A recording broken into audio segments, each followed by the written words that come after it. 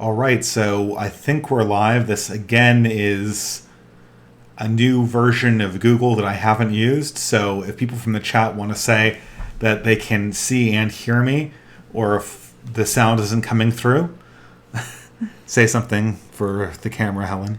Something for the camera. Okay, well, so this isn't your usual format. I usually do not do live streams on my channel with my face. But because we're under quarantine and it seems like the entire state's shutting down, this is probably as close as we can get to some kind of social function. So we're going to do a live stream just shooting the breeze. I have the whiskey here, and let's see what the chat says. If they tell me that the voice isn't working, then... Okay, it all works. Okay, so... we are officially under quarantine today. Any thoughts? No, I'm going a little shack wacky, and Mass is canceled. Mass has been canceled for the diocese and for many dioceses that I've been in contact with friends I know who said that Mass has been canceled, which I think is responsible, but it's I never imagined a situation where Mass would actually be canceled. I would that's when it really hit home how grave this situation kind of is. Right? Well, and that's always the question. Very early on in this thing, I was a skeptic of, was sort of a skeptic of these virus scares. And then, since Italy happened, it appeared that this was much more serious. You're losing weight, according to the super chat. Well, we'll do the super chats later. I'm sorry. Okay.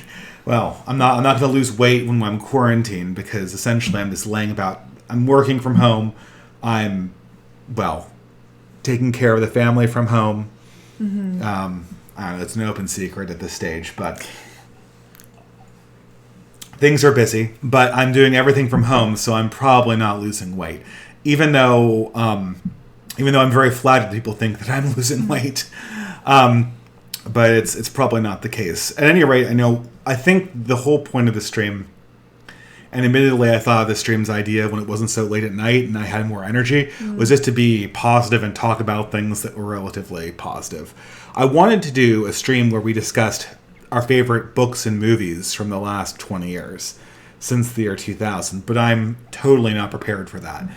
If people want to talk about books and movies or ask me questions about books or movies, that's great. We can do that. Or we can talk about what everyone else is talking about, which is the coronavirus, which is really scary. Today I learned that a emeritus professor from the school where I got my PhD died of the coronavirus. So this literally has killed people that are acquaintances at this stage. Mm-hmm. So, it can't not be a threat, right? It can't not be a threat. It has to absolutely be a threat to some regard, and it certainly is a threat to old people. And for that reason alone, people should be concerned.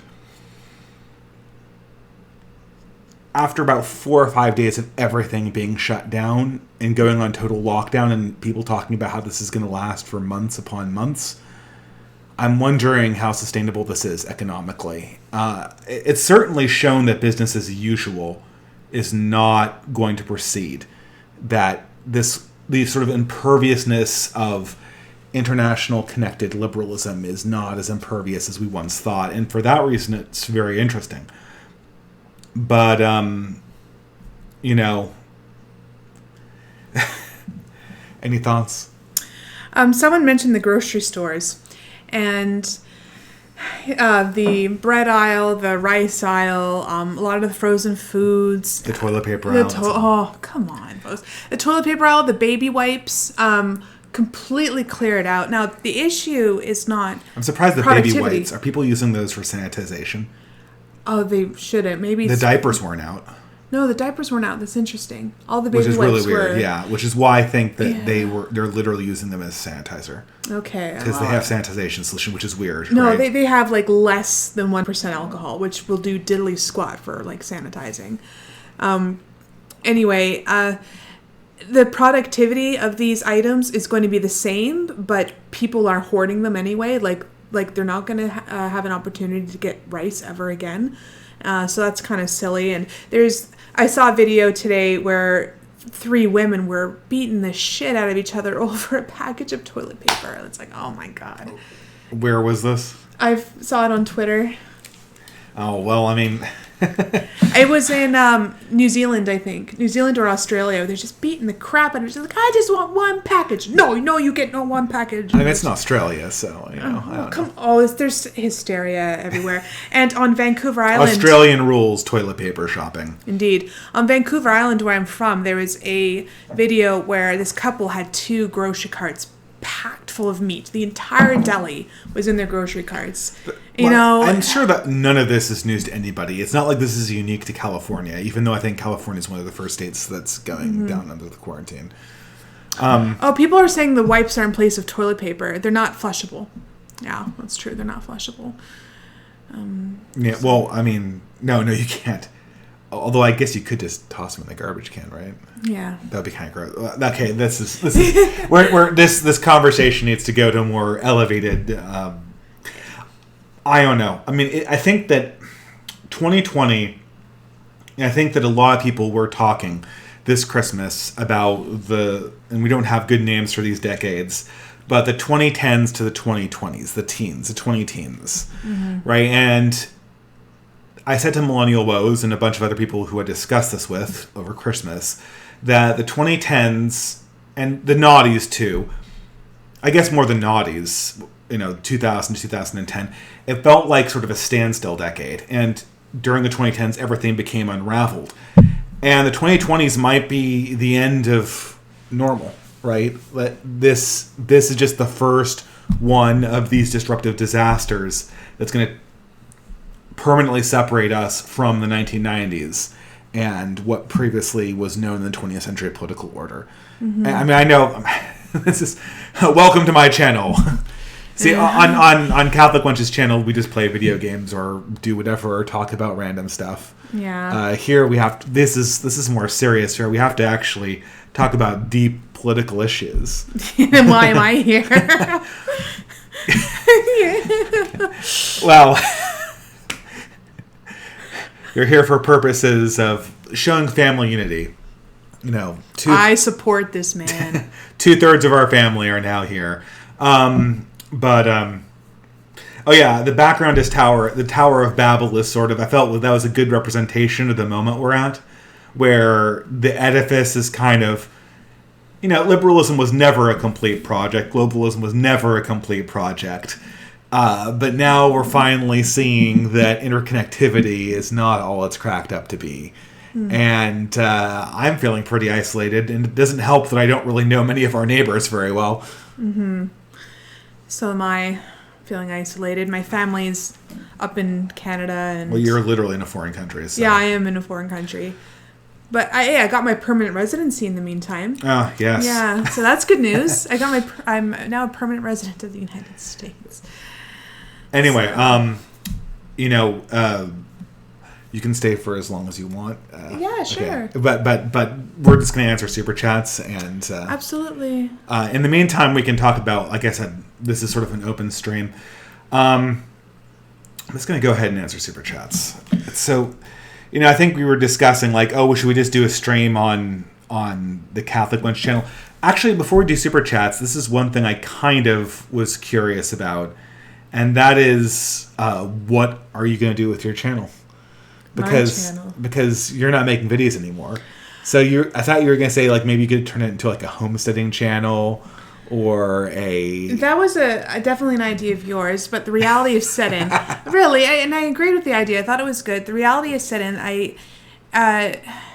With our open... Can I just talk about the open secret? Okay, yeah, sure. Yeah. Having a baby changes everything. I don't have a lot of time, especially because our little fella... Gorgeous as he is, he's in the stage where he doesn't like to nap during the day. He does not nap. No, and when he's awake, he is fussy.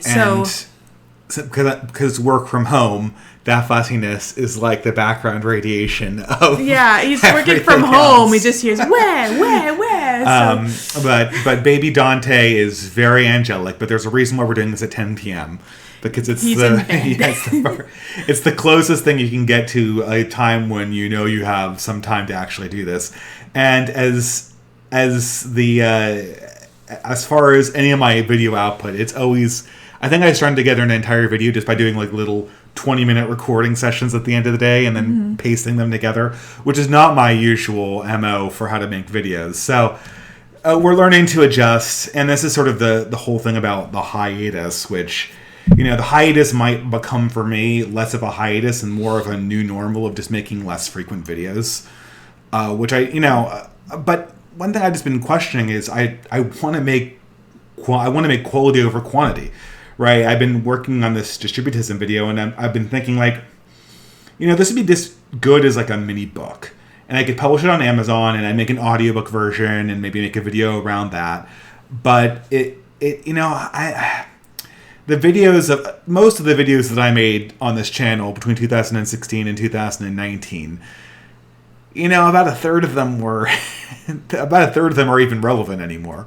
Right, at this stage, you're just like, I just want to make stuff that feels like it has some permanence to it, because our political order is so fragile. It's just, and this coronavirus it underlines it to a really obvious degree, that the kind of day-to-day complaining we have, it's just not going to be relevant in a year. And I think the 2020s are going to prove that our order is just our present political order is supremely transient. So, I don't know. I want to know what I can do to... even the video, I made a video on what it means to be right-wing, which I thought was like deep enough for like a good contribution. It still felt like it was stupid. Like when I pushed publish, and obviously I started making this before coronavirus was a big thing, and then it finished it after it was. And I was just thinking, this is just so petty. This is just so pre-2020 content. This is not what people actually want to hear about. So I've kind of been struggling for what is actually uplifting content. And the conclusion I've come to is to talk more about deeper cultural works, maybe philosophy. I've been talking about doing sort of stuff about Carlyle and stuff like that. Or I was saying, hey, we could do a stream together and talk about our favorite movies. But again, I don't think we're prepared for that. So, a lot of people are asking questions and commenting on Dante's name. Kind of not a real name. It's his middle name. Okay, that's we're done releasing family information. Okay. From now on, it's baby Dante. Okay, that's what happens when you have me on the stream. You see, I think Helen, you don't understand the difference between Facebook and YouTube, right? Now, this is why God invented patriarchy, people. Hey, we could talk about... Whatever you do, Eve, don't dox your information to the snake that lives at the center of the garden. Eve, get off that computer. 2 hours later. Okay, so... we could talk about Millennial Woes' talk. Oh, yeah, so that's interesting. So, Millennial Woes gave a very controversial talk, and I guess this does give us sort of good content to put on the stream. So, Millennial Woes, who I disagree with... Yeah, that's the super chats, but we're not going to answer them right now, right? Oh, okay. So let me set this up. This is going to be like the Odd Couple. This is just the stream. Mm-hmm. So Millennial Woes, who is, again, we politically disagree on a lot of things, but I consider him, he's a really nice guy. Personal friend, I consider him. And we chat every now and again. And he gave a very controversial speech at some conference. And this conference, and the speech was on male and female gender roles, in which he proposed that men essentially need to be trained to be attractive, and that women are the selectors, and that feminism, in some sense, ruins men by encouraging in them a victim mentality. And then I guess he very controversially alluded to the fact, I don't know, saying it that way, and that was certainly the thesis of the talk. It doesn't sound very controversial. It almost sounds like it's Jordan Peterson. But it in the characteristic Millennial Woes way, it sounded edgier than it really was when you boil it down to its essentials. But I think he said something along the lines of, women don't really need to prove themselves to men. It's only men who need to prove themselves to women. Which is, to an extent, true. I think all men know this, or all men knew this before feminism showed up. This is whiskey. I haven't had anything to drink in a really long time, so I'm kind of like reacting to it. So I showed it to you as the beta test, and I asked you what you thought of it. So did you have any thoughts on Millennial Wo's views on gender relations? I think he said things that really needed to be said. What the most interesting thing that he said was at the very beginning of his speech when he said a psychologist said men and women aren't really attracted to each other anymore because we're losing the sexual dimorphism. Women are taking on masculine roles and men are taking on feminine roles, and that's a very interesting point. Very uncharacteristically of Millennial Woes, he actually cited an academic source, which is sort of, usually Millennial Woes is known for raw intuitions and raw impressions, which is usually what gets him in trouble, because usually when he has a feeling or an emotion about people or certain groups, he just says it, and there is no filter. But this time, uncharacteristically, he actually cited apparently an academic who kind of said what everyone intuitively knows, which is sexual attraction is caused by sexual dimorphism and sexual behavioral. Can you say behavioral dimorphism? I don't know. I'm going to coin that term. But if men and women act the same, they're not attracted to each other. Correct. Well, another thing that stuck out is when he said that what men look for in a woman is that she has to be attractive, supportive, sane, and not a bitch. Well, you always knew that, right? I did, but I'm going to go on a tangent here. Just because that's what a man looks for in a woman, just because a man doesn't go for a woman after her brains does not mean that a woman does not have brains. So, yeah, that's absolutely true. Yeah, so sometimes I think that's an excuse for some brute-headed men to just assume the woman to shut up and do as she's told. But women have brains. But you've admitted an impression that is manifestly false, that you assumed in your 20s, or in your early 20s at least, that what attracted you to men was what would attract men to you. And that's absolutely false. Yeah, men I found attractive were intelligent, witty, successful, and I thought if men were going to like me, I need to be intelligent, witty, and successful, and tough, and dominant. And no, that didn't work out. No, I didn't work out. Don't worry, I worked on myself in my 20s. Yeah, okay, well, yeah. Well, I'm not going to go into relative ages, so let's just move on to the super chats. It was a good talk. I mean, I guess it did seem controversial, and now I can't even put my finger on what seemed controversial about it. So I want to read the chats. Well, the super chats are here, which we have to read. Yeah, the other chats though. But we're not obliged to read other chats. So. But I'm interested in reading the other chats.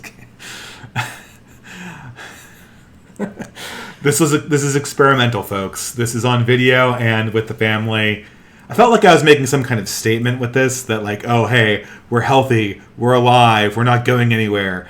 And then he remembers that when I'm on, I totally embarrass him. Well, you're no longer in control of the chats anyway. You're no longer in control of the flow. But okay, let's read the super chats. So Joseph for $5, who sent the super chat a few days ago. Thank you for your contribution. He says, what place can literature have in the contemporary right-wing cultural movement? Is it too much for a lit student to hope everyone has at least read Plutarch? I read Plutarch when I was 23 years old, and I barely remember any of it. So I guess, this is the thing. I think, it used to be that everyone would read Plutarch. And, this was part of the Western canon. Now it doesn't even seem that people who study literature in college read it, and certainly people in Yale don't read it because the classics are dead. I don't know. I think that a lot of times there's been a few things that have beset. What? I can see that I'm already boring. I'm already boring my wife, but this is an interesting question that I have a lot to say about. I think a lot of times the right has been beset by a few things. The first one has been just a general problem with quality control. And the second one has been that it's been incredibly shallow. And this has sort of been brought about by Fox News and the fact that the voting demographic of your standard right-wing party tends to be less educated than the general media elite that votes for the Democratic or center-left parties in Western countries. So I think that there is definitely a role that great literature can play inside right-wing circles. I know that Mencius Moldbug has put front and center the idea that we have to sort of draw into question. This is very important. I just touched my face, even though I'm resigned not to do that because of the virus. But we have to directly call into question the idolization of academics and academic opinion when it's just laid out there without subject matter. So if an academic comes in and says, guess what, guys? I think there's no evidence that Britain wasn't 65% African in the year 950 AD, which is a snaky way of saying that we don't know the exact demographic composition of 950 AD. Here's a politically convenient fact that the authorities want you to believe. Wouldn't it be nice for you to believe that? And you can see people saying this. That they insinuate these things all the time that are just frankly ahistorical. I mean, maybe it's not as egregious as that, but it's usually something like that to a degree. We have to attack the idea that the opinions of academics are somehow enthroned in authority because they have a PhD next to their name. A PhD is more or less meaningless. I have one. It's I guess it means that you have a certain degree of patience and a certain degree of ability to do academic research, but it doesn't mean anything in any ultimate authority of the subject matter, and people abuse it all the time. And we have to recenter primary sources, as people like Mencius Moldbug and other people have said who are more academically inclined on the dissident right.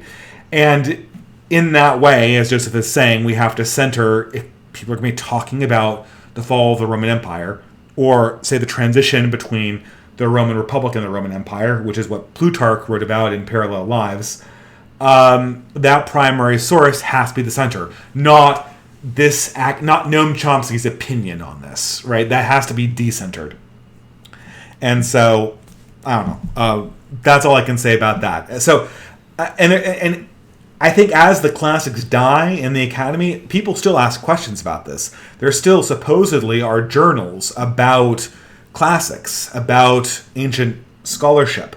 And if you're like Real Crusades History, if you're doing this stuff, I think I'm not looking at the camera, if you're doing this stuff and you have well-researched opinions that come from primary sources with citations, that's absolutely valuable for creating some kind of alternative to the university system. So, thank you very much.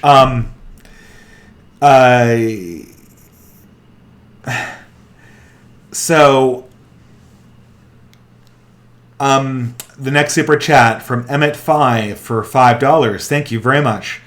Have you seen President Sunday's response to your To Be Right-Wing video? No, I don't watch President Sunday's videos. I'm working on sort of reconciling our differences, bearing the hatchet, but I'm still not communicating well with President Sunday. I'm going to assume it's a misunderstanding, but I don't really know how there can be interaction at this stage. Maybe at some point I'll have him on for a discussion, but I remember there was one distance where I had President Sunday on for 1 hour, and we were just not communicating at any level. And I rarely understand exactly what he's trying to get at. It seems like he's always trying to quibble over definitions, and this is one thing that's sort of useless, and I think this is what I just want people to eternally stop doing this.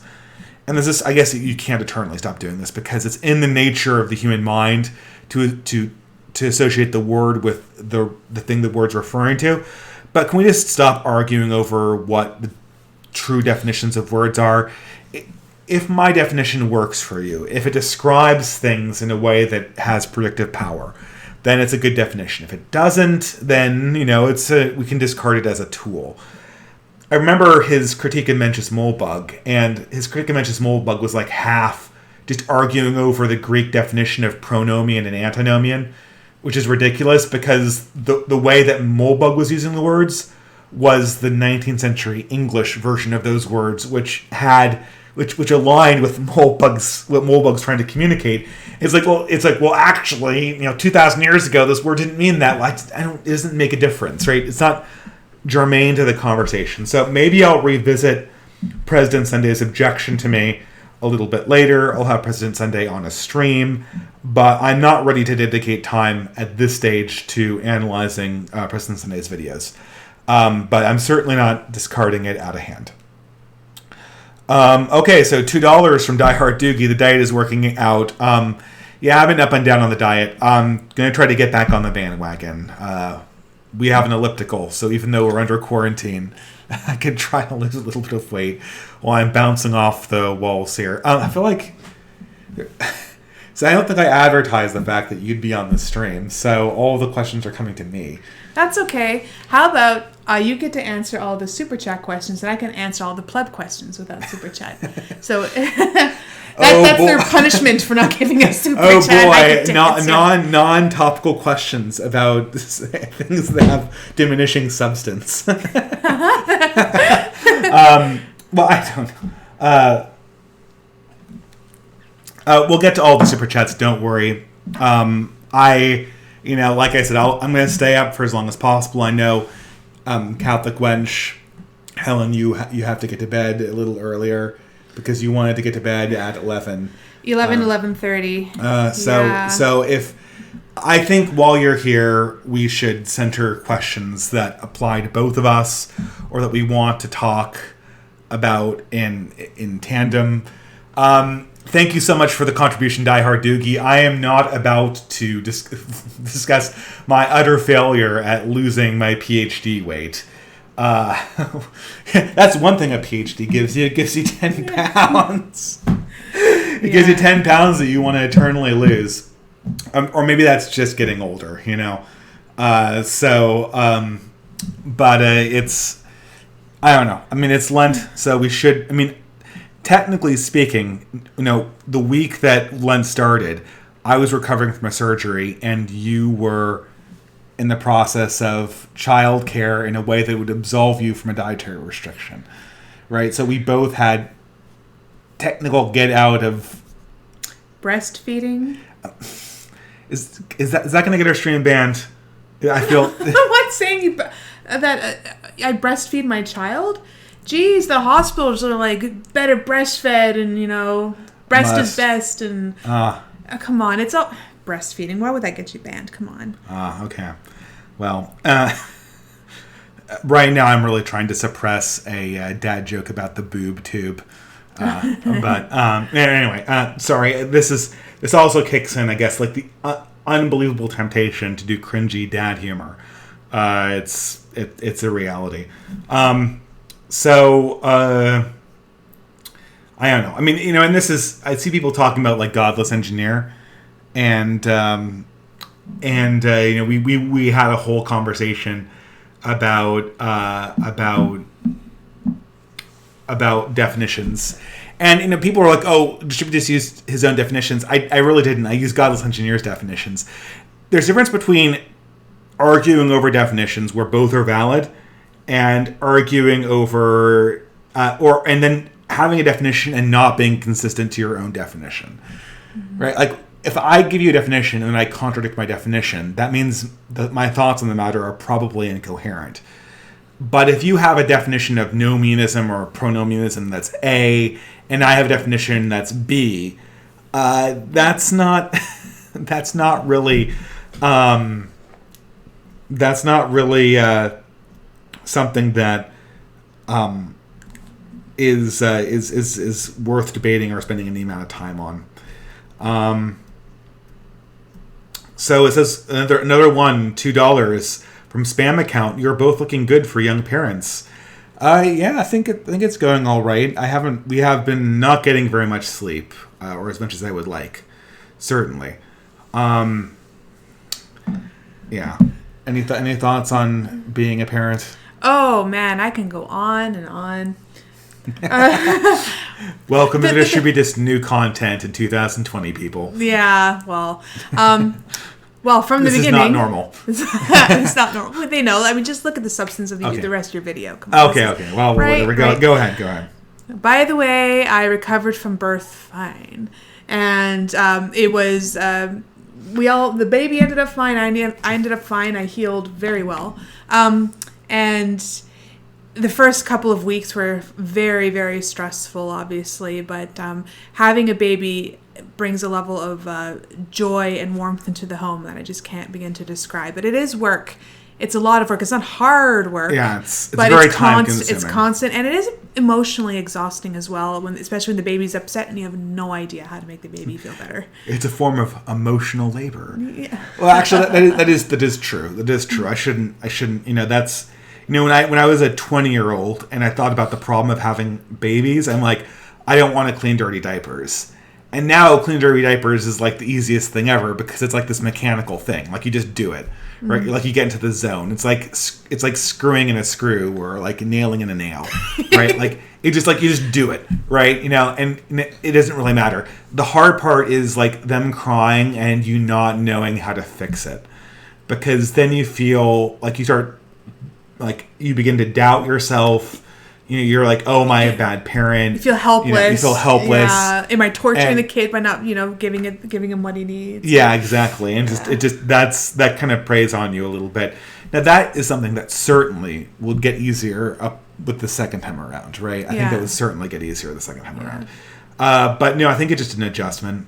But thank you so much, Spam Account, for the super chat.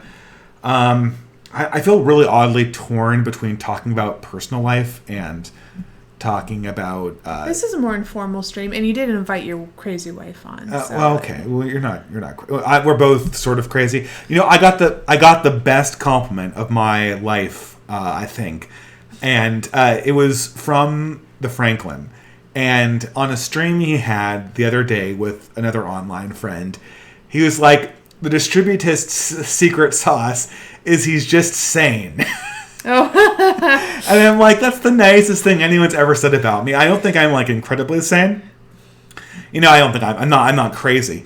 I like to think that I'm trying to be less autistic than the average person who talks about the things that you talk about politically, or less of a. I mean, there's a bunch of mental illnesses that tend to come along with your standard YouTube personality, and I've tried to avoid them as much as possible. Depression, narcissism, ADD, autism, the whole panoply. And I've tried to avoid them, but I just thought that was like, that's so nice. But I think that both of us are fairly well adjusted relative to most contemporary people. Okay, yeah. I got postpartum depression though. Oh, yeah. Well, so it's common, but that's probably like the hiccup, the mental hiccup from having a baby. But well, now there is. I used to think that like discussing these issues had no place on reactionary YouTube, but apparently Blonde in the Belly of the Beast and Critical Condition have an entire channel now dedicated to talking about mom issues. Yeah, like they ever talk to me. Well, I think you could get on that channel if you wanted to. Critical Condition doesn't like me. Oh, really? Okay, Yeah. You both don't like Stefan Molyneux, though. I hate Stefan Molyneux. A joint. I am so sick. Joint Canadian woman versus Stefan Molyneux bitch fest. I am so sick of the same damn thing being parroted by that idiot and that idiot's followers. Do you know what's so strange is that, Molyneux said more or less the same things Stefan Molyneux said, and you totally liked the speech he gave. Do you know why? Stefan Molyneux is not like, women are wasting their fertile years. Women are wasting their fertile years.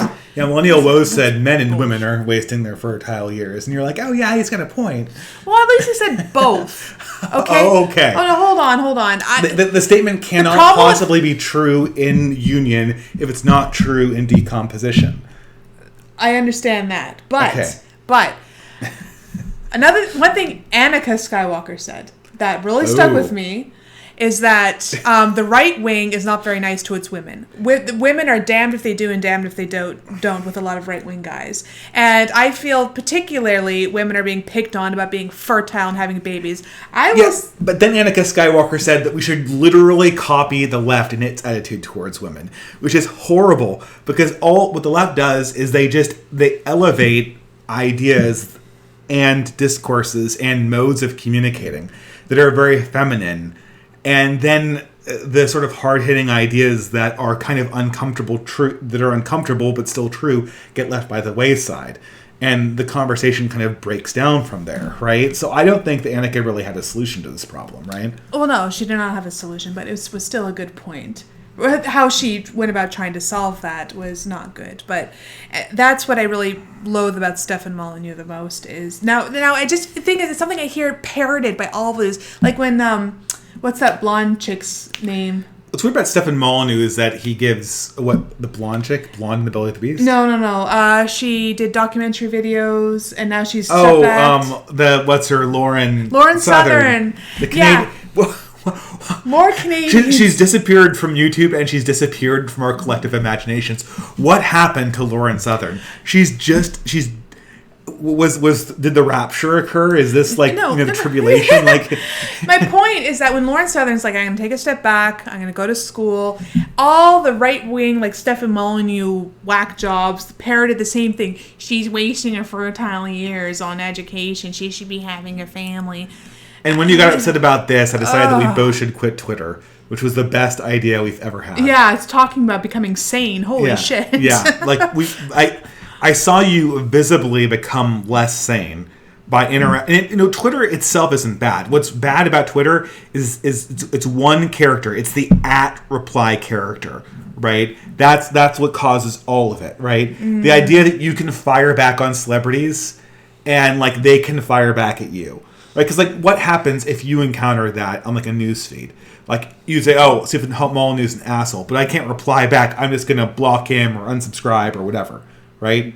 He has responded to some of the things I've said on his comments. That's why you're angry, right? That's why you're getting wound up by this, right? Exactly, because then he says something just as stupid as the first thing in personal response to me.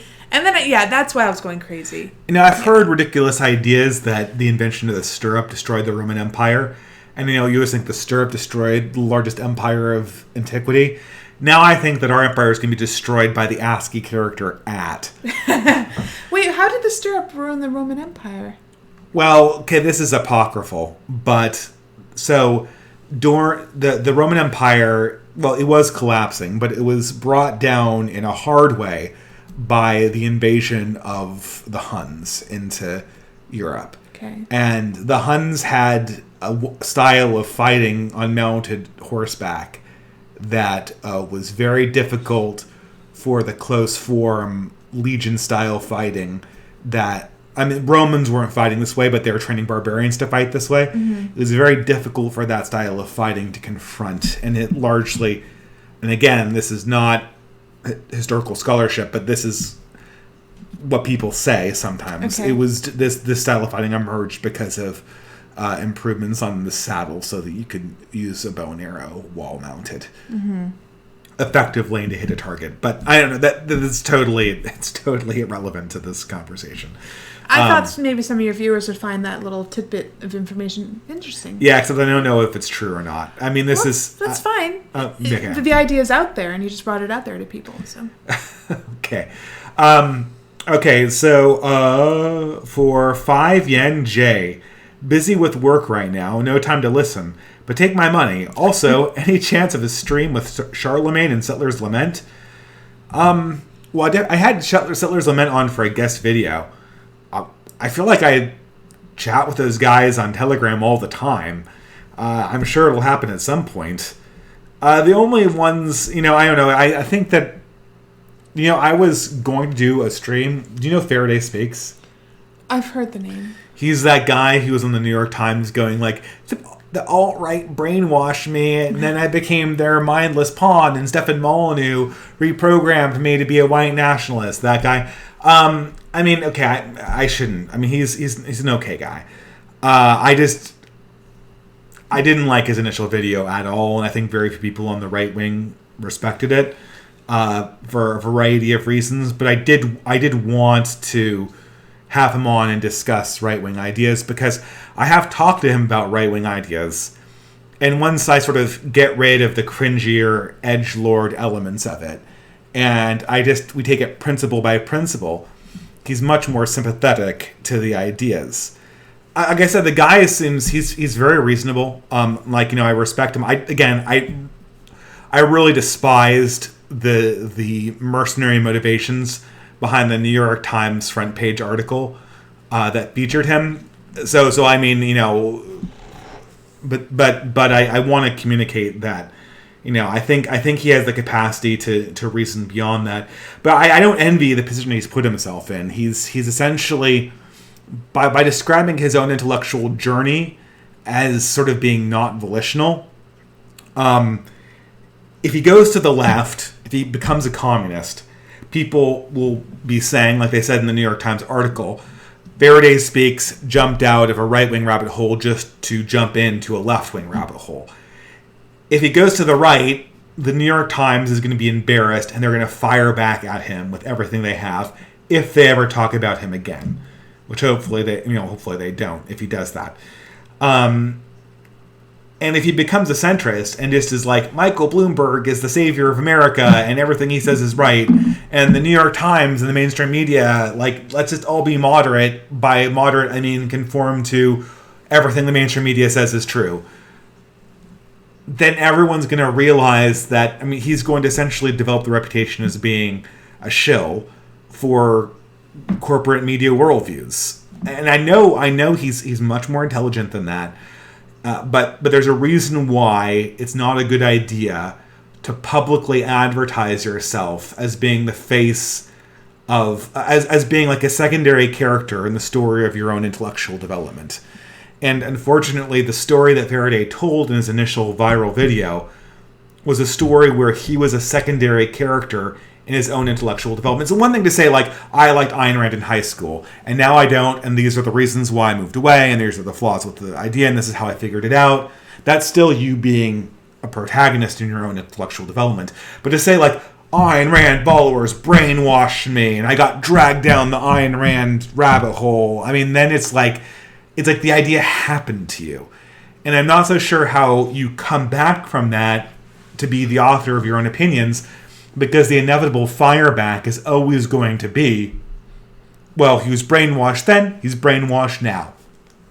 And people are going to ask you, like, okay, so how come this time, you're able to take an opinion seriously, right? Okay, because very few of our opinions are just developed independently.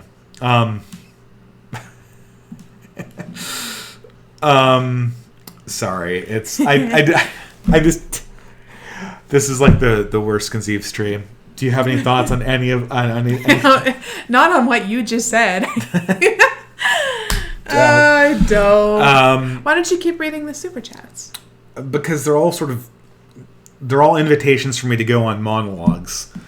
Okay. But that's fun. That's what people pay for, right? So, but thank you very much, Jay, for the super chat. I hope you get a chance to listen to this. I will certainly do a stream with Charlemagne and Settler's Lament. I just want to say this. I will continue to publish guest videos on my channel for the foreseeable future. I think I'm probably going to go down and try to make a more in-depth video to try to make quality content over quantity. And or maybe do writing projects, because I'm getting the sense that times are changing.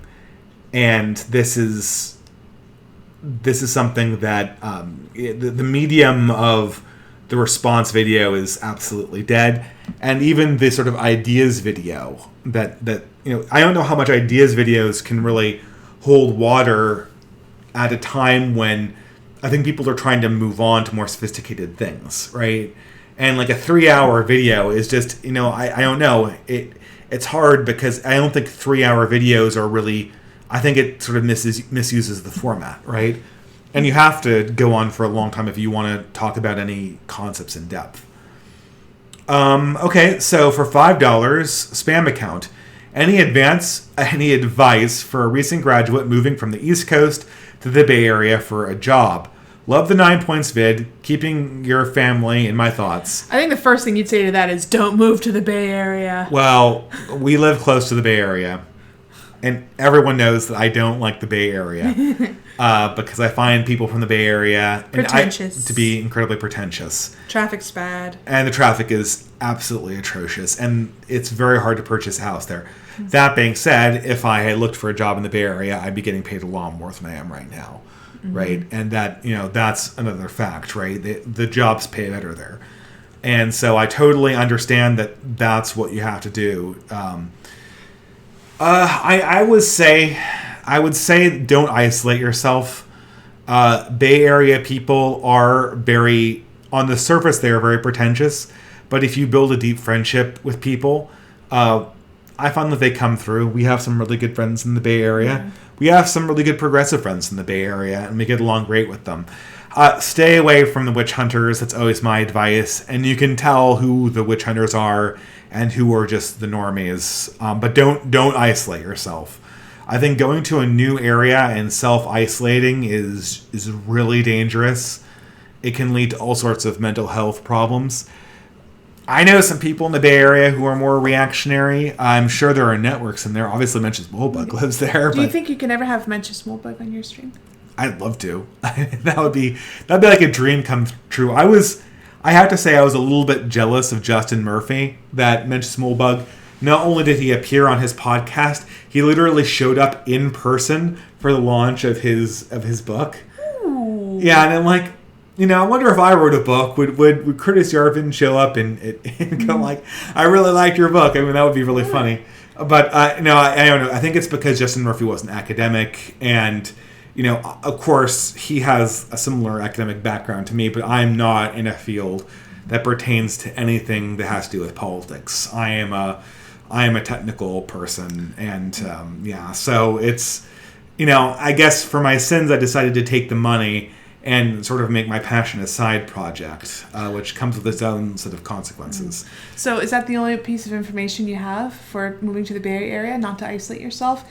And you will find people to be your friend even if they disagree with you. The problem is that the Bay Area, I'm so aware of all the problems with moving there, because it was always, I've lived in the Bay Area. Yeah. And we're talking about the Bay Area in California.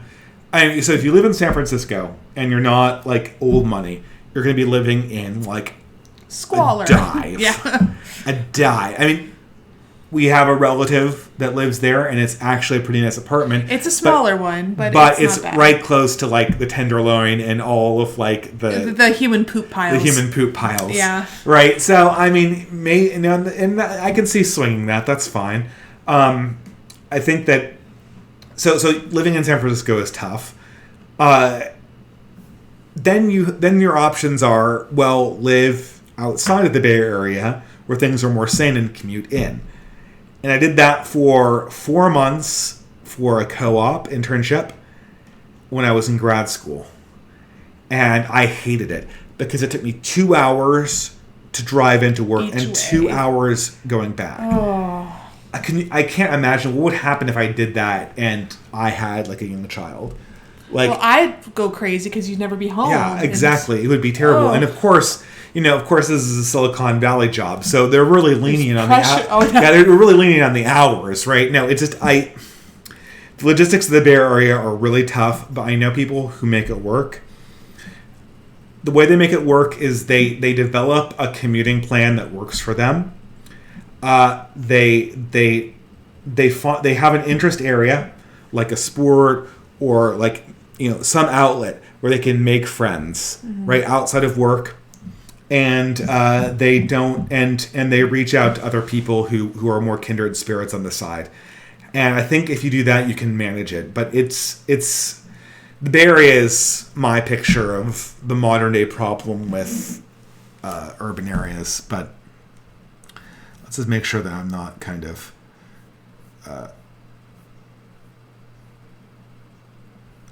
okay. We're going so slow. Have you... Okay, so only a few more super chats, I think, right? Yeah. Oh no, there's more. Dough. Okay.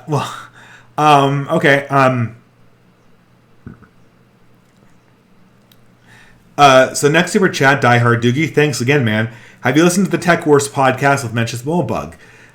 Recommendation for a cigar stream on it. Yeah, I would love to do a cigar stream with AA. AA lives in Britain, which means that other than weekends, he's always doing these streams in the middle of my workday. I guess, since I'm technically working from home, maybe you could rearrange the schedule. Yeah, take a long lunch break.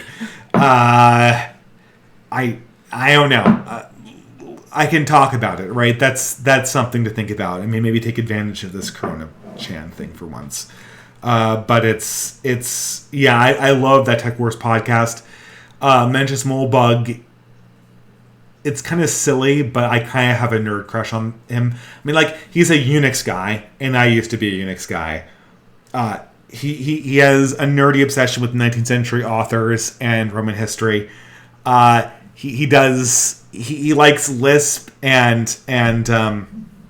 he likes Lisp and lambda calculus. So I always wanted to ride a motorcycle, and he actually rides a motorcycle. I have my scooter license. See, my wife is showing me up on my own stream. I'm going to lose my patriarchy cred card now, right? I'm sorry, honey. Please forgive me. Punish me. Okay, this is not turn PG-13, okay? Depends on the super chats. We are not descending into e-thoughty.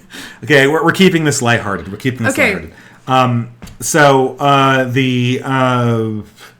Very related, for £2, Tales of Ruin. Thoughts on Moldbug's return. He's writing a book. Well, that's great. He should write a book. Right now he's writing an interminable essay called The Clear Pills. And he's taken 4 months to write the last installment of this essay, of which there's going to be like 3 more. So this will be done in like a year or 2, if that. So I think it's great. I think now is the time for a renaissance in right-wing idea creation online. I think now is the time for a renaissance of artistic creation from right-wingers generally. I mean, I don't know if you've seen this, but like BreadTube is intellectually bankrupt. I saw a Philosophy Tube video come out. I think it came out today, and the form of the Philosophy Tube video was basically ContraPoints, and the basic form is, first of all, it's always costumes and doing goo eyes at the camera, as if you are like some kind of insta thought kind of, and it's always like wallpaper and glittery backgrounds, which of course is copied from ContraPoints, which is copied from drag, and so that the first thing he says is, "Oh man, right-wingers are terrible. They're worried about cancel culture and the woke brigade." And then he makes fun about that for a little while. And then he puts forward some philosophical musings, like eternal questions, like should art serve the people or should it be towards a higher cause? And of course, he never answers this philosophical musing. This is also ContraPoint's thing. You ask a question, you muse about it, and you never put forward a thesis on it one way or the other. And you never have any insight. You just leave it out there, and it's deep.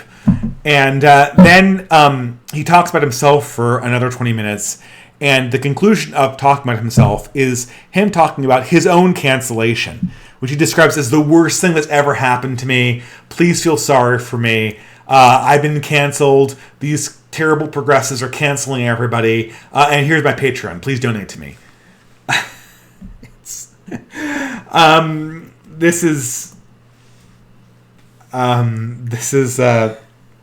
you typed something in the chat. Yeah. It's really cringy, and I don't think anyone's going to be buying this stuff anymore. I get the sense that ContraPoints is out of ideas. I get the sense that everyone's out of ideas. I mean, how much more can you say, like, capitalism is bad? Capitalism is bad. Capitalism is bad. Capitalism is bad. Donate to my Patreon. So, okay, let me check to see how this camera is centered. Okay. So let's take this time to actually answer some more super chats. So I think BreadTube and I think the left in general is out of ideas, and the future is going to be owned by people on the right who are quality, who understand that you cannot be Blues Brother Nazis and communicate anything of worth or coherency to an outside person.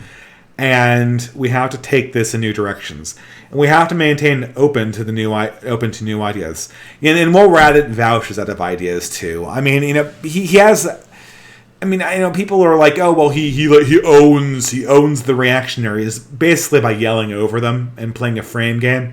But ultimately, I wonder how many people this is actually impressing. I mean, pretty soon, people actually the quest for actual answers to real questions is not the same thing as the quest for winning an optics and frame game. And it's oftentimes confused, since they both have answers that are politically consequential. There are a lot of questions in the contemporary world that need answers. And the person who has the best framings in optics games tends to win the political question that surrounds these answers. But it's not the same thing. But winning the politics and optics game is not the same thing as answering the question. And Vaush will never answer an interesting question in his entire life. He'll only bring up other people's answers and then yell at other people for not agreeing with him. And I think that that's going to become boring after a while. Are you talking about Vaush? Yeah, I'm talking about all elements of BreadTube and why they're kind of equally boring. I mean, it's gotten to the point where even I am no longer interested in them. I mean, the whole kind of like, how could anyone like this novelty has kind of worn off. I remember, and I have kind of watched them, but the last Thoughts Line video I watched, he said he was talking about utopianism and how accusations of utopianism are designed to keep out new ideas. And the last thing he ended on was, I think everyone should demand the impossible from the authorities that rule over them. And you should keep on demanding the impossible with maximum volume and maximum vigor until people give you the impossible, until people give you what they say is impossible, or until they give you whatever actually is possible as a compromised position. And all I could think of was, this is a philosophy for 2-year-olds. This is the philosophy of every 2-year-old who has a temper tantrum. I don't understand the system that I'm raging against. I don't understand why the rule exists. But I understand that if I cry loudly enough and for long enough, eventually my parents will relent and give me as much as they possibly can within their power. No 2-year-old is ever going to successfully lead a civilization. And if you want to have 2-year-olds in charge of your political system, that's essentially what BreadTube is saying is going to be a utopia. I think we'd have to be living in a post-scarcity economy for that to be possible. I think it will never be something that anyone will ever want, because I don't want to see what happens when 2-year-olds actually get what they want. What you get is a spoiled society. So I see someone asking why I don't debate Kurt Doolittle. A year ago, I asked Kurt Doolittle if he wanted to come on and discuss his ideology. He declined. I think he'll decline because I'd asked him about his website and what he's promising there, in addition to very piercing questions about his own ideas. I don't think he wants to answer those questions, so I don't think he's ever going to come on for a stream. Again, I don't have time to stream at any time. My schedule is much, or at least until the quarantine, it was much less flexible than it was when I was still doing my PhD. But it's I'm not against talking to him. Okay, so $5 for Die Hard Doogie. Transient response of political order k times 1 minus e to the k minus t, where k is equal to the constant of liberalism in that system. Man, that looks like a Fourier transform of some kind. Someone pasted the calculus problem. But speaking of utopianism, it could be a Charles Fourier transformation. Yeah. He was a utopian thinker. Was it Charles Fourier? I think it was. He was a utopian thinker who's the original socialist utopian thinker that said when they implemented socialism, the seas would be made out of lemonade. And remember kids. It is Charles Fourier, I think it is. It's one of those French thinkers. And remember kids, that's anarchist practice. You should just keep on demanding for the seas to be made out of lemonade until the authorities give you whatever you want as a compromise. So I think this is a joke about frequency response and frequency response systems. I'm not so sure what the constant of liberalism means, but thank you for the contribution. I think the joke kind of went. I mean, I'm sure I would have gotten it if I was focused on this, but I think it's a little bit too late for me in math jokes. But thank you very much. $5 for Eldrick Fan. Thank you very much. Can you go to any point in history for 1 minute and bring one gun and one bullet? Who do you remove from history and why? I don't know. I don't think that. See, I don't. So obviously this is like So I'm sort of dating myself, but this is a question I associate with the video game Red Alert, which hypothesized an alternative history that was caused by a mad scientist going back and assassinating Hitler. And so World War II proceeds as a total war between the Soviets and the Americans. And so, what am I thinking? I just don't think history works this way. I think things get worse not because of bad ideas or bad actors. Things get worse because strong men get lazy. And you can shoot evil men out of existence, but you can't shoot strong men into existence. That's sort of my Marxist inversion here. And so, from my own theory of history, because the only thing I ever want to do is create more strong men who will, I guess, implicitly, the operation of the order of strong men will be to crack down on evil men. But evil men are altogether, Adolf Hitler and Pol Pot possibly notwithstanding, evil men are by their nature not particularly unusual.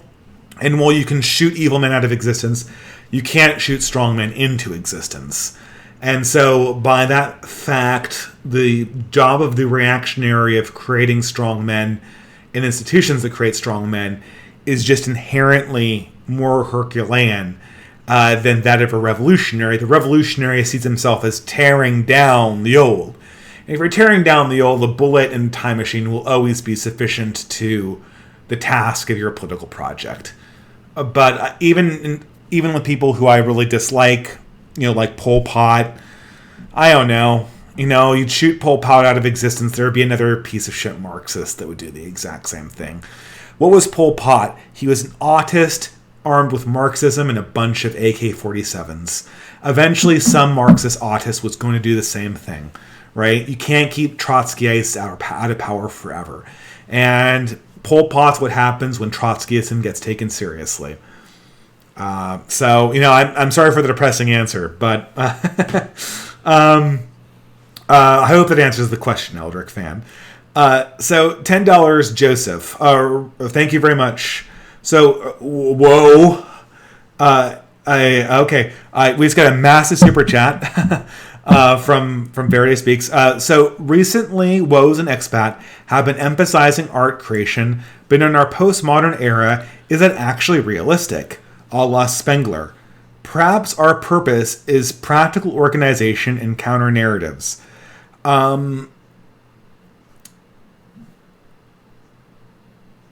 Okay,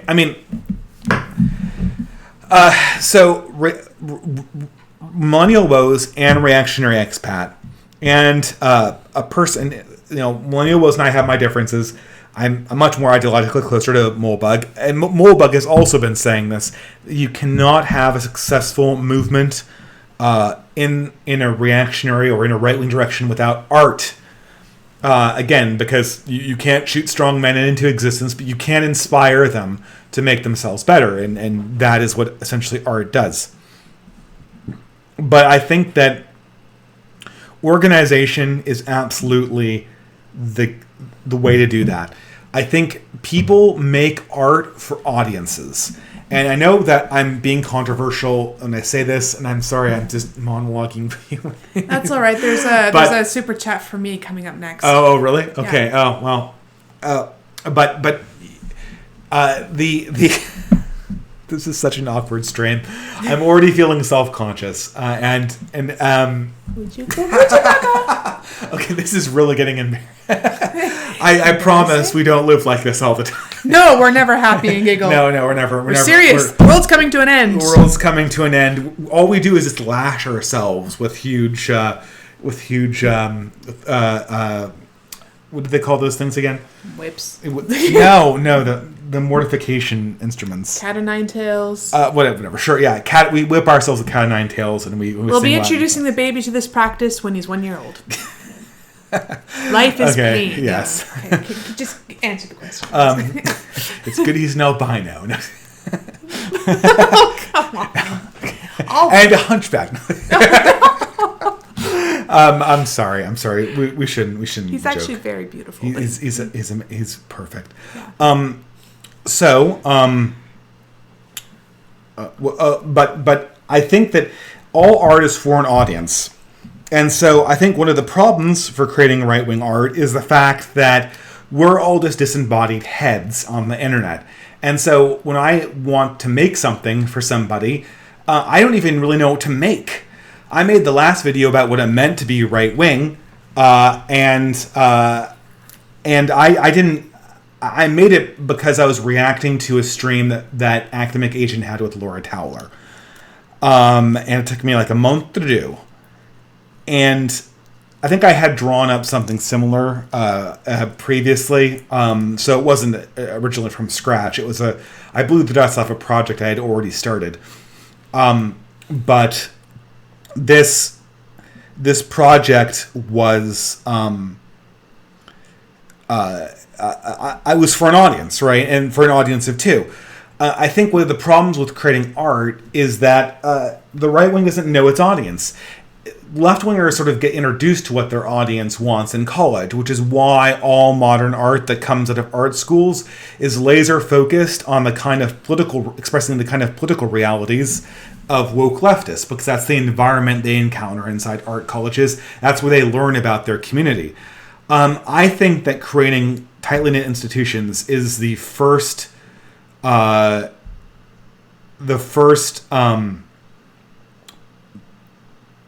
step to creating a community that can make art and to make counter narratives, which are really the same thing. So I hope that answers the question. I think people should just make art and see what comes of it. But again, art is necessarily a low success proposition, and that's what it is. So thank you very much. And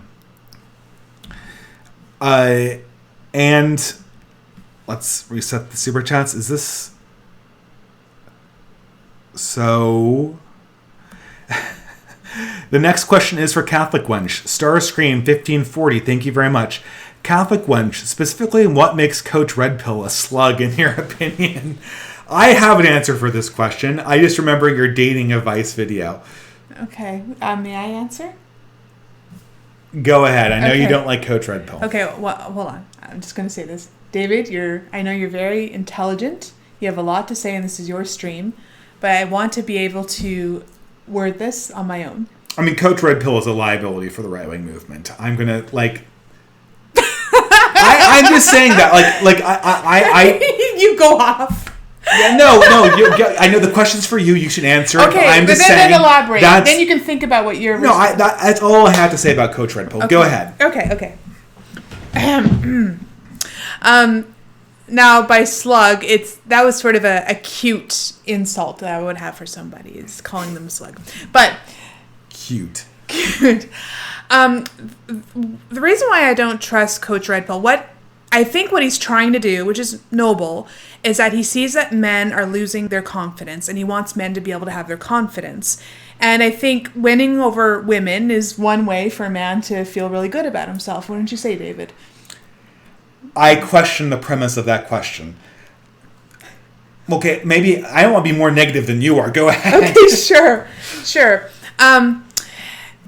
What I don't like is how he goes about it. When I look at his videos, video after video after video, he likes to discuss where women fall short intellectually, morally, and those are all over generalizations as well, which obviously does not apply to all women, but he's talking about women in a way where we are problems with a solution. We're more like a math formula that needs to be, reduced and figured out. He neglects the nuance of women, I think, the positive things, and I think he's trying to get men, just like a pickup artist, tricks in order to psychologically manipulate a woman. I think it's fair to say the Coach Red Pill is a pickup artist channel. Yeah, it's obviously not a successful one. Like, nothing about Coach Red Pill makes me even think that this is like good pickup advice, I guess, right? Right. Okay. What I will say is that he's not stupid. He thinks. No, he's very smart. He thinks about what he's going to say, and he lays it out in a clear way. It's more damaging to the relationship between men and women and society in general than I think it is helpful for men to get their confidence, which is pretty much what pickup artistry really is about. I think notches on your belt. And simplifying women and what he's really selling men is the fantasy of being a pickup artist. He's not. I don't really watch Code Red Pill videos, but I've seen a few of them, and I don't get the sense that people are writing this down and then going out to bars and trying stuff. I disagree. I think there are men. I think that who with Roosh and with Mystery Method, I'm like, people are actually writing this down and going out in bars and trying it, and I'm sure it's cringy when they do try it. Because it's obviously the confidence is going to come off as false, right? Right, and then they're going to, in most cases, I don't think it'll work. The men will feel worse about themselves, right? That is if Coach Red Pill was somebody like Mystery or Roosh, which I don't think he is, right? I think that he's selling the fantasy of being a pickup artist. And he's sort of repeating a lot of the same things you'll hear on like MGTOW channels. Yeah, he's not interested in happiness, like how to keep a woman, how to cultivate what you have with a woman, a long relationship, none of that good stuff. It's all shallow and manipulation.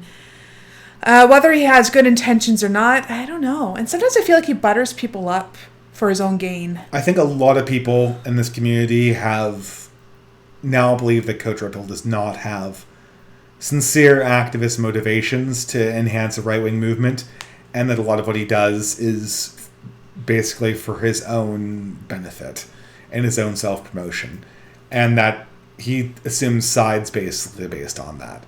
That's the impression that most people get when talking about Coach Red Pill. Okay. Originally, I had kind of been more neutral towards Coach Red Pill, but he constantly has these huge fallings out with people who I know to be quite. I mean, I'm not gonna stir up the pot and talk about drama he's had with people, but he has had he's insulted a lot of people who I consider to be close ideological and allies and personal friends, and for that reason, my opinion of him has lessened. My opinion of his content has never been very high because I've considered it to be opportunistic and not motivated by genuine desire for activism or justice. And so I don't know. I think he's a liability for a genuine right-wing movement. Yeah, and it's just information for men who don't want to, I think, get hurt. Well, I don't think that's true. I don't think that anyone is actually getting benefit out of this, right?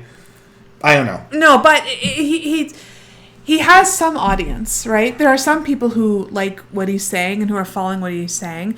But, my opinion, like, be vulnerable, fall in love, get hurt, fall in love again, learn, just get married and have a really long, happy life with a spouse and choose wisely. Like, Coach Red Pill stands, I think, everything against that. Just how to get laid, how to manipulate women, and blah, blah, blah, blah.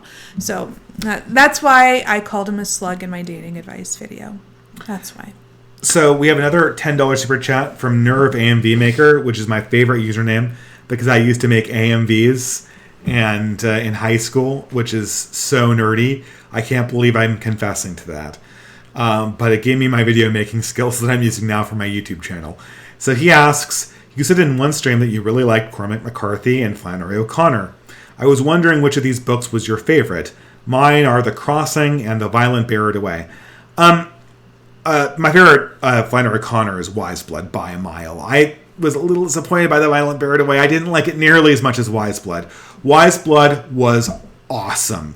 Wise Blood is one of my favorite books of all time. It's haunting. It's dark. It's gritty. It's funny, right? Yeah. It's hilarious. Like it's southern. It's like it's grotesque. It's everything a book should be, and it's insane. and I guess the one problem with Wise Blood as a novel is that it's very difficult to.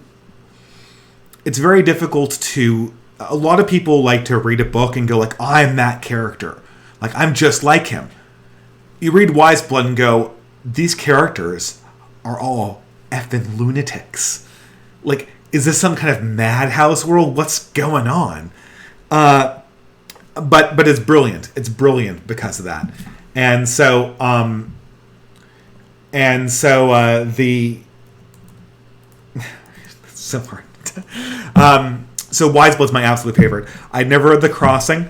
I can't remember any Cormac McCarthy. I think I read No Country for Old Men and Blood Meridian. Blood Meridian's my favorite Cormac McCarthy novel, and what most people consider to be his best. If you want a Cormac McCarthy novel where people aren't shooting each other in the face with shotguns and scalping each other, I would recommend All the Pretty Horses.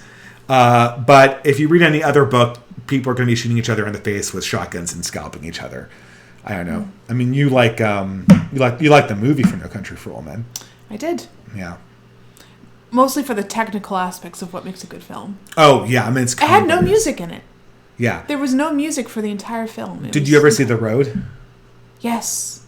That's by the same author. Really? Yeah. Ooh. He's a very dark imagination. It's dark and it's also kind of cold. The Blood Meridian is about Texas while it was still frontier land, and this industry of selling scalps. Oh my lord! So you can tell what he has a very gothic view of, and this is something that I did a few polls this last week about what videos I should work on. And so I realized then that Distance, like I'm doing right now, these are popular for some reason. Me reading audiobooks, like me reading books like Mencius Moldbug or C.S. Lewis, those are incredibly unpopular. And people want me to talk about Carlyle more than DeMaester or Hammond. And but I also knew that I guess people wanted me to talk for making videos. They wanted me to make videos more about Tolkien and less about Southern Gothic.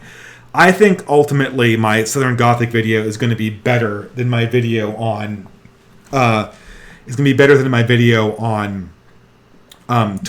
but we'll see, because I think Southern Gothic is a really fruitful artistic mode that is ripe for expansion. Gothic, I see McCarthy's prose is beautiful. It's also sparse. It reminds me a little bit of Hemingway's that way, but more Gothic. Gothic is the way that you can cure romanticism of its like cringe elements. Because romanticism is cringe, which is why anime is cringe in short. And you can fix romanticism because Gothic. Well, I can talk about romanticism later. $2 from Ducat says press F for BreadTube. Which Indeed. I did. Yeah, thank you very much. Catholic Lunch did. It's over. I think it's just boring. I don't know. I think people are gonna get bored of this.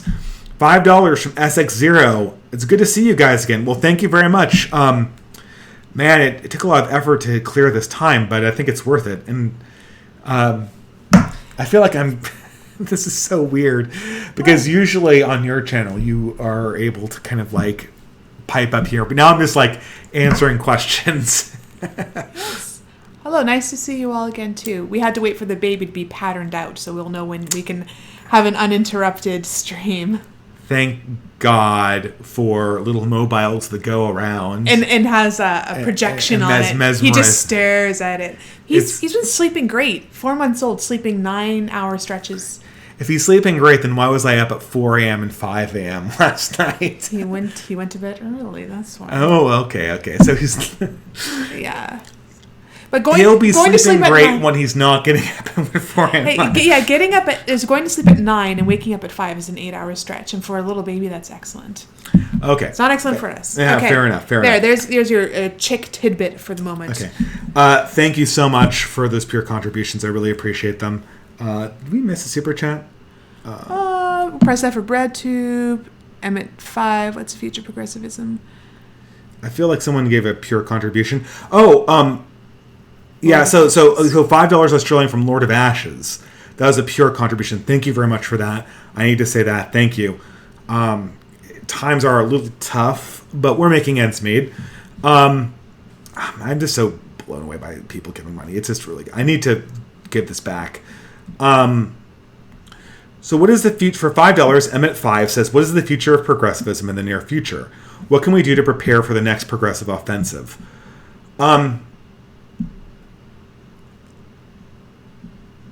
The way you prepare for the next progressive offensive is to look more... This sounds very shallow, but it's not. It's to be more beautiful than they are. There's a reason why Vaush wouldn't come after someone like Critical Condition, because or anyone who looks... It's not just women, right? I shouldn't say that. I mean, women are good for optics generally. You're the optics buff for this, chat. But there's a certain thing when people understand that you're talking about an artist or someone who wants to do good. Being hyper aggressive, which is really what Vaush's game plan is, and I think that Vaush is what progressives want in their heart of hearts. They just want someone to yell at reactionaries. It's really, really hard to yell at somebody who's talking in good faith and who's trying to do good in the actual world. And if they're doing it from a right-wing perspective, then that will change the whole dynamic. So I would say that in some sense, creating art is a way to accomplish that. Now, I want to say something here. Now, the alt-right, which no longer exists in any meaningful sense, the Spencerian right, which we've now called the alt-right. In 2017, they had this woman called Emily Yukis, who was simultaneously the optics person. And she created art, but this art was disgusting. It was like Spike and Mike's, it was like Ren and Stimpy style animations that made you despair for reality, and they just seem to come out of a very dark mind. Watching that art communicated everything people believed about right-wingers and reactionaries, just like Spencer's Breakdown. I don't know if you've heard Spencer's Breakdown. Richard Spencer? Yeah. He had this horrible breakdown where he sounded like a movie villain in addition to looking like one. Right. It was just an audio. Yeah. I couldn't believe it. Yeah, I couldn't believe it either. Oh, my it was just like, I am a Captain Planet eco-villain and I want to destroy the Earth. If it wasn't for those damn Antifa kids. Boils. It's interesting when you hear someone have a breakdown like that. You really get to see what's going on their inside and what kind of man they are. But the thing is that the art of Emily Yukis communicated in an artistic dimension the exact same thing that the Spencer Breakdown, and even his image. I never liked Richard Spencer. He always communicated to me that his subconscious reflected the very thing that we're trying to communicate is not the case for right-wingers. So it's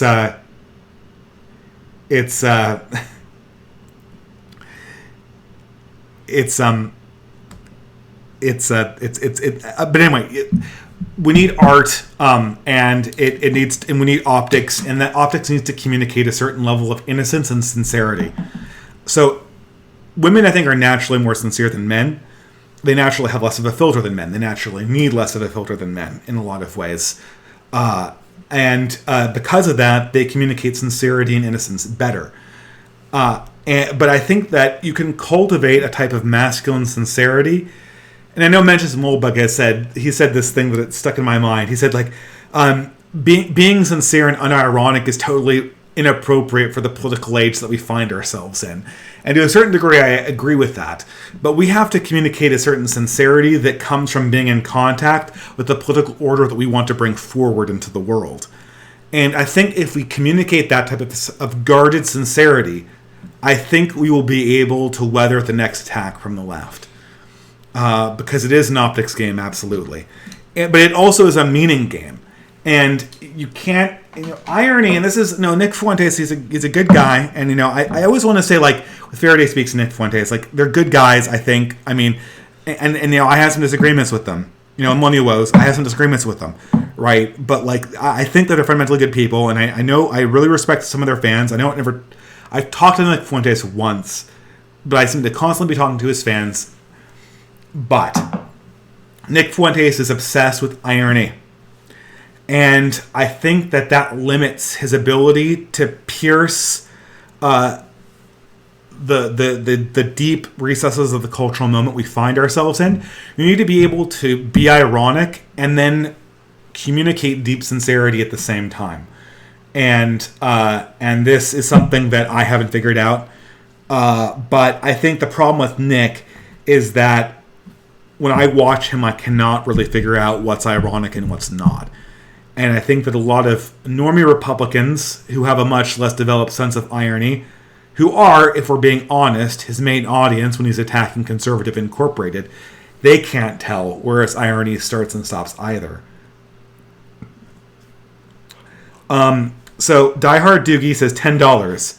Math is a first-order response to starting from a value of k and then decreasing over time. The higher the k value, the longer the drop of the system to zero. He's talking about that math equation. It's a wave equation, right? Or expression. So I'm going to guess that the equation he put into the my mind's just not at like exponential equations. I'm assuming it's some form of a declining wave equation, right? Of the type you see in resonance equations and stuff like that, right? Or harmonics.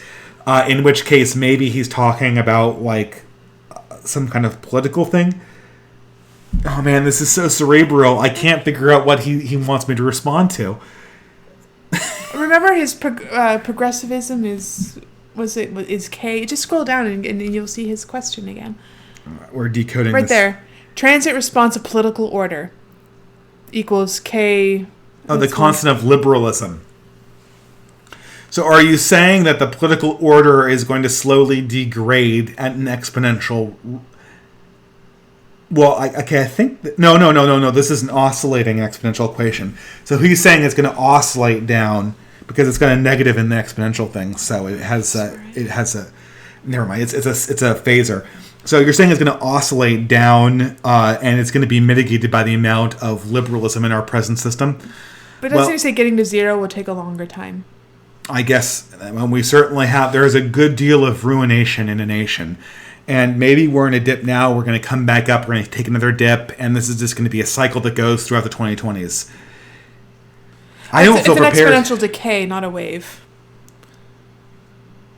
No, that's exponential decay, but he had a negative in the exponential. Is that not a negative? But I thought he had a negative... Oh, does he have not? Oh, no, he doesn't have an I in it. I'm sorry. Okay, yeah.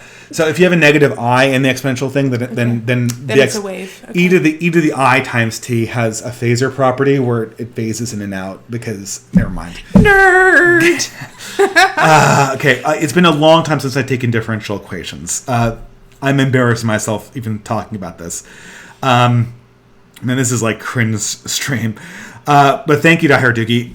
$100 super chat from Faraday Speaks. Oh my God, thank you for your contribution. I will donate some of this to charity, I think. I don't feel... And we'll put some towards diapers. Okay, well, thank you. Yeah, that diapers is going to help. All right, I'm going to bed. Okay, well... It's 11:30. I need to go to bed. Well, thank you. Actually, I will answer this when I get back. I'm going to take a short break, and I'm going to take a short break and get myself a glass of water, and then I'm going to answer this very generous super chat. Can I say goodnight? Well, of course, yeah. We're going to say goodnight and then go on a very short I will break. say goodnight. Dave will be back, but thank you all for the super chats and the pleb questions, which I would have loved to read out. It is my bedtime. I'm pretty tired, but thanks, and I'll see you guys again soon. And you can have Dave all to yourself, and I won't be embarrassing him anymore.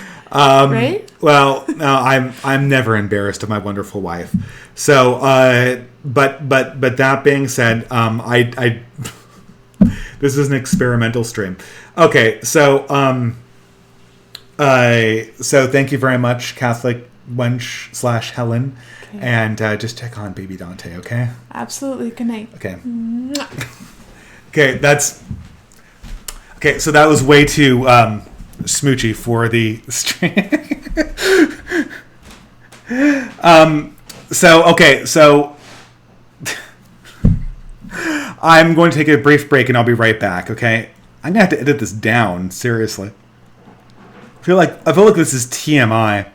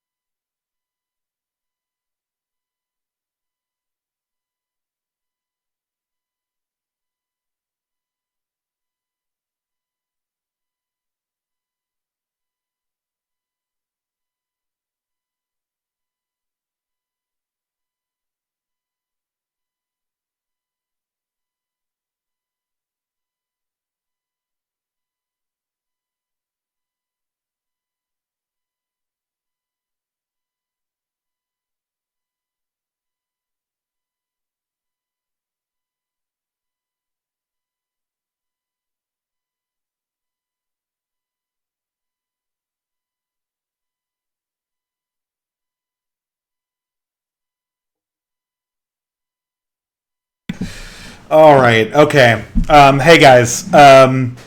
So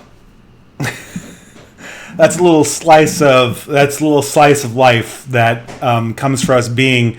I don't think I've left the house in 3 days. So little too TMI perhaps, but I guess we wanted to communicate a sense of sincerity, a sense of normalcy, because I do think we are moving into darker times.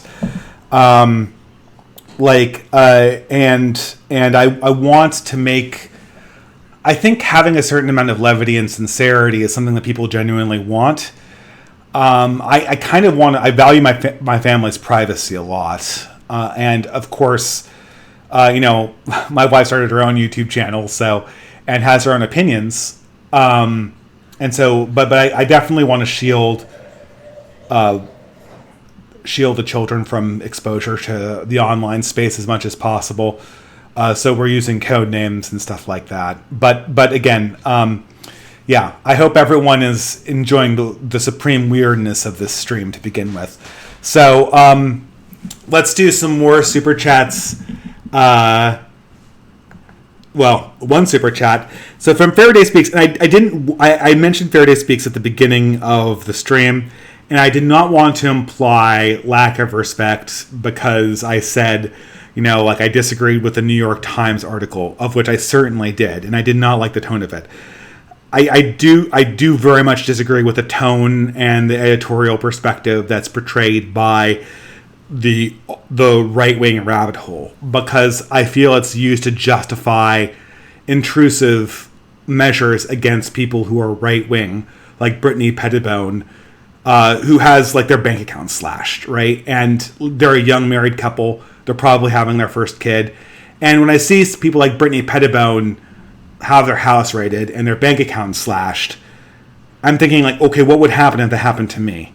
And the response is always that this is something. And I see that these sort of New York Times articles are sort of part of the apparatus it is part of the apparatus that communicates that. But I have a lot of respect for Faraday. I think he's a great guy. Again, no, we have disagreements, but again, that should be expected.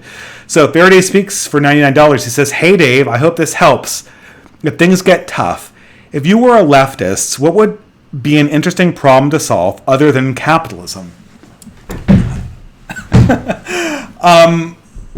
Well, okay. What would be an interesting problem to solve other than capitalism? How about any positive statement about the kind of political order you actually want to establish? And I have to compliment Faraday here very much because he had to stream with Zon Z, which he's an Irish bread tuber who's much smaller than me, but I wanted to talk to him as well. And on the stream, you should totally watch it. I can't remember if it was on Faraday's channel or not. But Zon Z, who's like a communist or some kind of leftist, Faraday underlines one of the essential problems of the left, which is that it doesn't build anything. It critiques things. It shows how things are corruptible and how they do corrupt. But and this isn't universally the case. And earlier iterations of leftism that were utopian definitely did try to construct things in a positive way. But the left doesn't build things. It doesn't discuss the types of order that it wants to construct. For instance, so this is a general statement, and this is I'm just plagiarizing Moldbug here, but the left says it likes democracy because democracy is one of the few things that can be advocated for that's positive that the left says it universally likes. The only problem is I don't actually think the left likes democracy. I question whether everyone likes democracy in an unconditional fashion. I mean, a little bit of democracy, like a little bit of salt's nice here and there, right? But and this is sort of a test, and I intend to put this to leftists when I see them. This is a test that Moldbug, Curtis Yarvin came up with. It's an excellent way to deliver a red pill to a radical leftist. So let's say you're talking to Vaush or Zon Z, and you get past the question about what positive do you want to bring into this world, and they say, I want to bring democracy into this world. Okay, so you want a revolution to make things more democratic. So let's say this. Let's say I were to tell you that the revolution would democratize education. It would democratize food production, and it would democratize the administration of law enforcement. Would that be a good result of the revolution? The leftists will say, yes, perfect. I want to democratize education. I want to democratize food production. I want to democratize the administration of public order. Okay, you say the leftist. And again, copied from Curtis Yarvin. Let's say I told you that your revolution would politicize education, it would politicize food production, and it would politicize the administration of public order. Does that sound like a good objective, a good result from this revolution? Would you like to see that? Oh, no, of course not. You wouldn't. But wait. Politics and democracy are the same thing. Show me a democratic system that has no politics in it, or a democratic decision-making process that has no politics in it. I will show you a phony democratic system. All democratic systems are either consensus-driven, which can only happen in very, very small communities, or they are political. If you want to politicize the police system, you can, or the food production system. But now all of a sudden, you have negative connotations with that statement. Because democratic reality is something that is not universally good. It has a huge bad side to it. The entire idea that there's a debate in Congress over how to deal with the coronavirus, as opposed to both sides pulling in the same direction, is frankly speaking insane. You had Democrats trying to staple abortion bills to the funding for the coronavirus. You had Trump grandstanding against Biden. You had Biden grandstanding against Trump. I think it's debatable what amount of crisis this is, and we should obviously be able to express these opinions in public. But when it comes to the actual debate at a large level, if it's democratic, it's politicized. And that's the reality. But if we do that, then all of a sudden there's just nothing. So I would say, the thing with the left right now is they have to tell me what they're for. They have to tell me what they're actually for and what they actually want to put into the system. They had to tell me how they want to organize families. They had to tell me how, and this is another crisis too. How do you want to collectively organize human meaning? One of the Angela Nagel she formerly associated with Zero Books. I think she's on, I know she's not a right winger, but I would like to think that she's on the road to becoming a right winger. She's pointed out very succinctly, the biggest, if you were to look at this time period that we're in right now, and you were to ask yourself, what's sort of unique about it? What's unique about this is we're uniquely isolated, and it's so funny because I don't know my neighbors very well, and we're in the middle of a crisis situation where nobody can go out and do anything publicly. In any other time period, in the crisis situation like this, we'd be banding together. Obviously it's a quarantine, so you want to socially distance yourself. But let's say next time it's not a quarantine. Let's say next time it's a supply chain disruption. I don't know my neighbors very well, and that's not unique. Very few millennials know their neighbors very well, regardless of where they live. And this is sort of unique. In order to create social cohesion, you need to have common ideology, common perspectives, and common things everyone consumes locally. That means building cultural hierarchy, cultural order, things that actually constrain individual freedom and form it into a community. And the left has been constitutionally incapable of ever proposing something like this since the end of the Cold War, or since the end of World War II, in fact. Since the beginning of the New Left. And I think that this is a huge problem for it. I'm not so sure how you're going to actually address our cultural problems that way. So, I guess solving capitalism would be fine if I felt that there actually was a solution. The solutions that I hear from people like Vaushar, illegalize the forms of business organization that currently work, and then mandate the implementation of a co-op form of organization that has only worked in a few situations before, and that we have no good evidence to show that it could possibly sustain global supply chains to the degree that we would need them to function. And then hope everything works. Hope that your monetary system doesn't collapse. And of course, the whole thing is this too. Here's a good question. What's the left's position on monetary policy, right? So this is something from the Thought Slime's video. So Thought Slime, the Thought Slime video I had watched. Now, Thought Slime is one of these spread-tube videos. The complaint is always capitalism sucks, capitalism sucks. The problem is capitalism 10,000 times, right? And that's always the conclusion of every video. That's always the eco-villain behind it all. It's always capitalism. Spoiler alert, I've ruined all the bread tube for you. So, but in this particular video, he was talking about an instance that happened in Britain. It was very interesting. So a nurse from the Health and Human Services Ministry, I think the Ministry of Health and Human Services, that's the socialized medicine organization in Britain, which is very popular, I should mention. This nurse, she goes to Theresa May, and she says this. She says, "Prime Minister, my salary has only increased 5% in the last 20 years since I've been a nurse. I'm making these numbers up.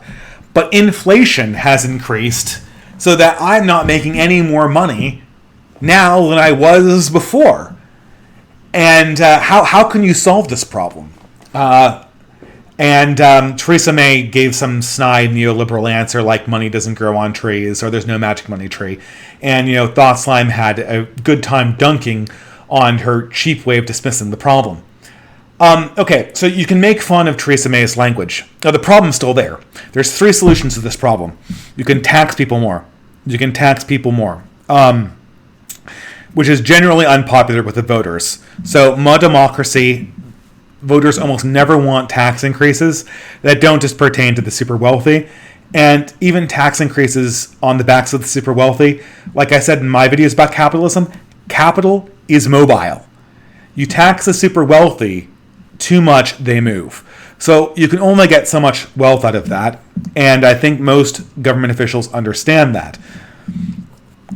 So you're either going to raise taxes, broadly speaking, on the upper middle class and middle class, in which case you make it harder for people like me to raise children on a middle class salary. You print money, which everyone knows drives inflation. I mean, this is obvious, right? Like, money works because it represents a certain amount of valuable goods in an economy at any given time. You print more money, the money associated with those valuable goods goes down, there's inflation, right? Now, Thought Slime treated this as if there's no inflation until the moment you hit hyperinflation. And this is obviously not true. The very thing that the nurse was complaining about in Thought Slime's example was reacting not to hyperinflation, but just to plain old inflation. Her complaint was that her salary increases did not compensate her for the inflation that ordinarily occurred, and that was indirectly due to our loose monetary policy. So you either cut spending, you print money, or you increase taxes. What's the left's position on this? They certainly don't want to cut spending. They want to massively increase it. They say that we can raise taxes on the wealthiest, but I don't think that's, strictly speaking, true. I think that's very limited. I think I support an increase of taxes on the wealthiest, but I understand from someone who studied economics that every time you go to that well, you're going to get less and less out of it. And so it cannot be an eternal solution. And then the third solution is run the printing presses.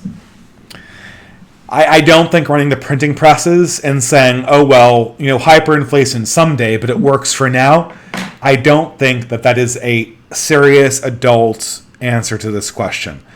I think this is just more of sort of the 2-year-old demanding things, and then, okay, our children are going to be poor because their money is worth less, but, and our salaries are going to be worth less. But, I banged my fist and I got what I wanted now, so progress.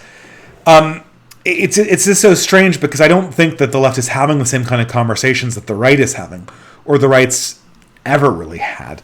So I guess to answer Faraday Speaks' question, they need to come to terms with the actual disadvantages of democracy. They need to take them seriously. Democracy does not look like consensus in broad political systems, and it certainly does not like consensus in diverse political systems, which is what we currently have. The more culturally cohesive you have, the more you can get to that general consensus. Secondly, you can't just spend money. And if you're going to have a serious conversation about this in the political realm, there has to be an understanding of things that you're not going to spend money on, which the left has never proposed. The left has never proposed any kind of limiting principle for its ability to tax and spend. And if you're going to tear up our ability to do business, then we need to seriously and critically examine what's replacing it. And I feel that there's an unwillingness to critically examine that. And of course, all of these problems hide behind what I would call the magical word of capitalism. The villain behind everything that upon its destruction will immediately make all these problems go away without any extended thought and without any hard questions like the ones I just asked being answered. Money is by definition limited, and getting rid of capitalism does not give you infinite money. Even if we were 100% co-ops. Even if you were 100% co-ops, does that mean the risk is being distributed to 100% too? And Bausch will never admit to this, right? Because if the risk is distributed, then all of a sudden you have you get a job and you go bankrupt because the company didn't do well this quarter. It doesn't sound, and then you personally go bankrupt because the job, the company you worked for, went bankrupt.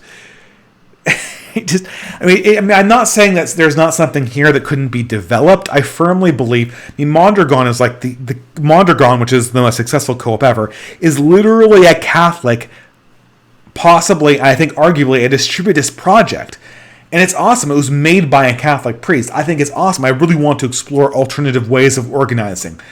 But I can't discuss ways of making co-ops and intentional communities work with 2-year-olds who think that you can bang your fists on the ground and get people to give you exactly what you want, whether it's impossible or not, or that think that like some Captain Planet eco-villain version of capitalism is behind everything and everything will be fine if we just get rid of it. I just don't think that's an adult conversation, right? And so, and you know, it's funny, you know, I understand Destiny said this to Vaush.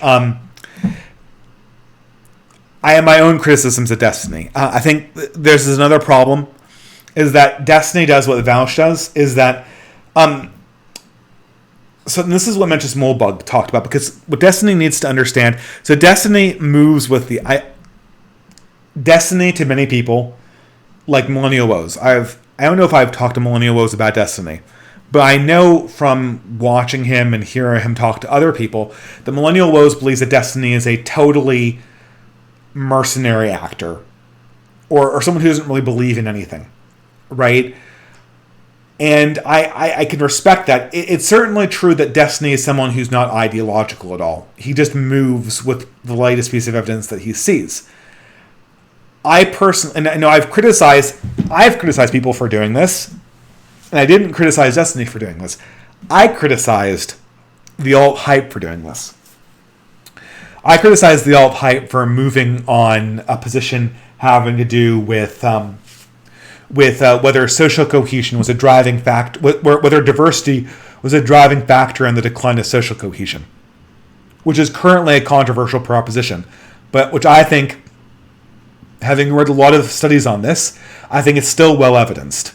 I think it's still well evidenced that this happens. But alt-hype, what he did is he was all in on diversity driving social discohesion. One day he wrote a study and then he flipped 180 degrees. You cannot organize a political community around propositions that flip like this, which is why I think communities need to be organized around morals and not observations. Although, you know, you could talk about certain observations like the iron law of oligarchy, which I think are just, they're so historically in evidence that we can treat them as axiomatic and not just flip on them. What would we do if this law were true, is the academic way of approaching this. So Destiny can be considered to be sort of a reflection of the academy. And this is where Molebug comes in.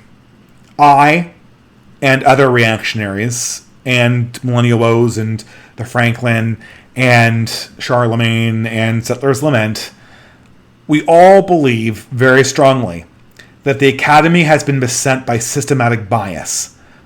It's literally not admitting to things that are evidenced in actual observation.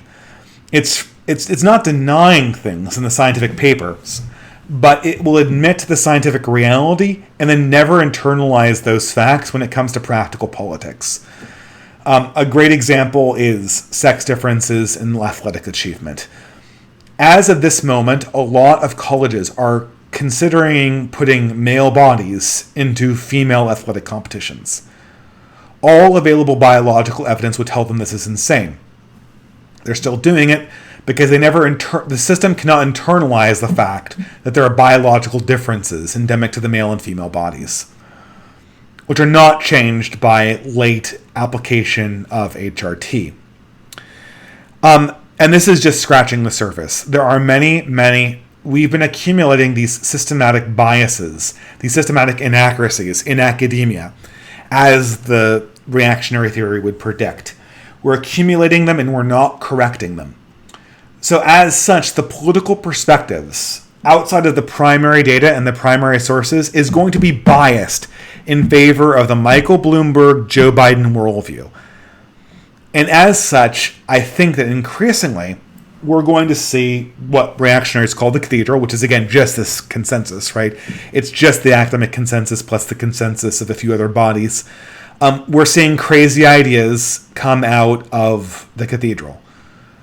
And so it doesn't really, to me, someone like Destiny is almost useless because he's not looking at the data and going, okay, like, how can I make this into a worldview? How can I look at the primary sources and the primary data and make this make sense in the larger story? He's going, okay, what's the story that the academy is telling me? That's my story, because I want to own people in debates. And if I adopt the story of the academy, then I will have an easier time, copy pastaing abstracts off of papers from Google Scholar and then dropping them, really, really, really, really, really fast inside a debate environment, which is great for winning debates, but it's really, really bad if you have the sneaking suspicion that this institution is delivering systematically biased results. And that is exactly what reactionaries believe is going on. And so it's not so much that, I think that for economics, I'm 100% a pragmatist, and I'm very much like Destiny in that regard. But you'll notice one big difference between my approach and Destiny's approach is when I analyze economics, I like to try to go as much as possible to primary data, primary arguments, and primary sources. I'm not going to go like, oh, well, Paul Krugman's got a PhD and a Nobel Prize. And Paul Krugman's opinion is that Joe Biden's awesome and Donald Trump sucks. Therefore, the Academy believes that Joe Biden's awesome and Donald Trump sucks. Or Bernie Sanders sucks. Who cares? It's anything like that, right? Insofar as Paul Krugman can teach me some kind of argument and point out primary data, I'll listen to him. But insofar as he just embodies some kind of PhD with an opinion staple to it, I'll pass, because I think that is the source of the problems. I mean, it's the inaccuracy, it's the asynchronicity between the cathedral's vision of the world and the actual world, which is creating the necessity for radicalism.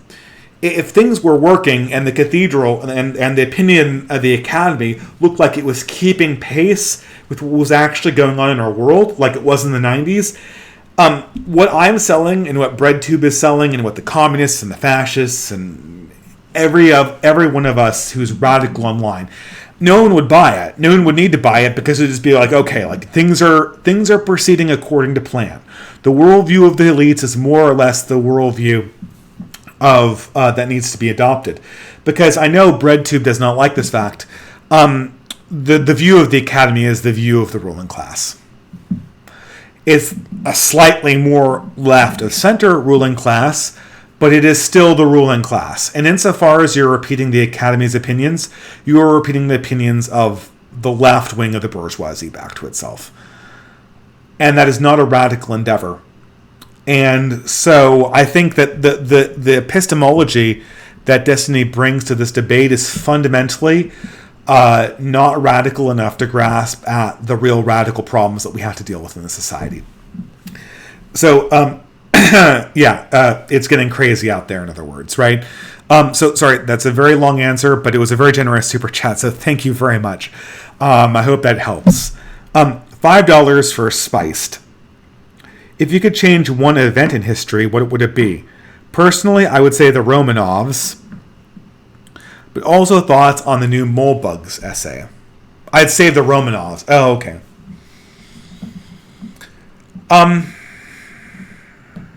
You see, I guess, by save the Romanovs, I assume you mean not only save the Romanovs, but also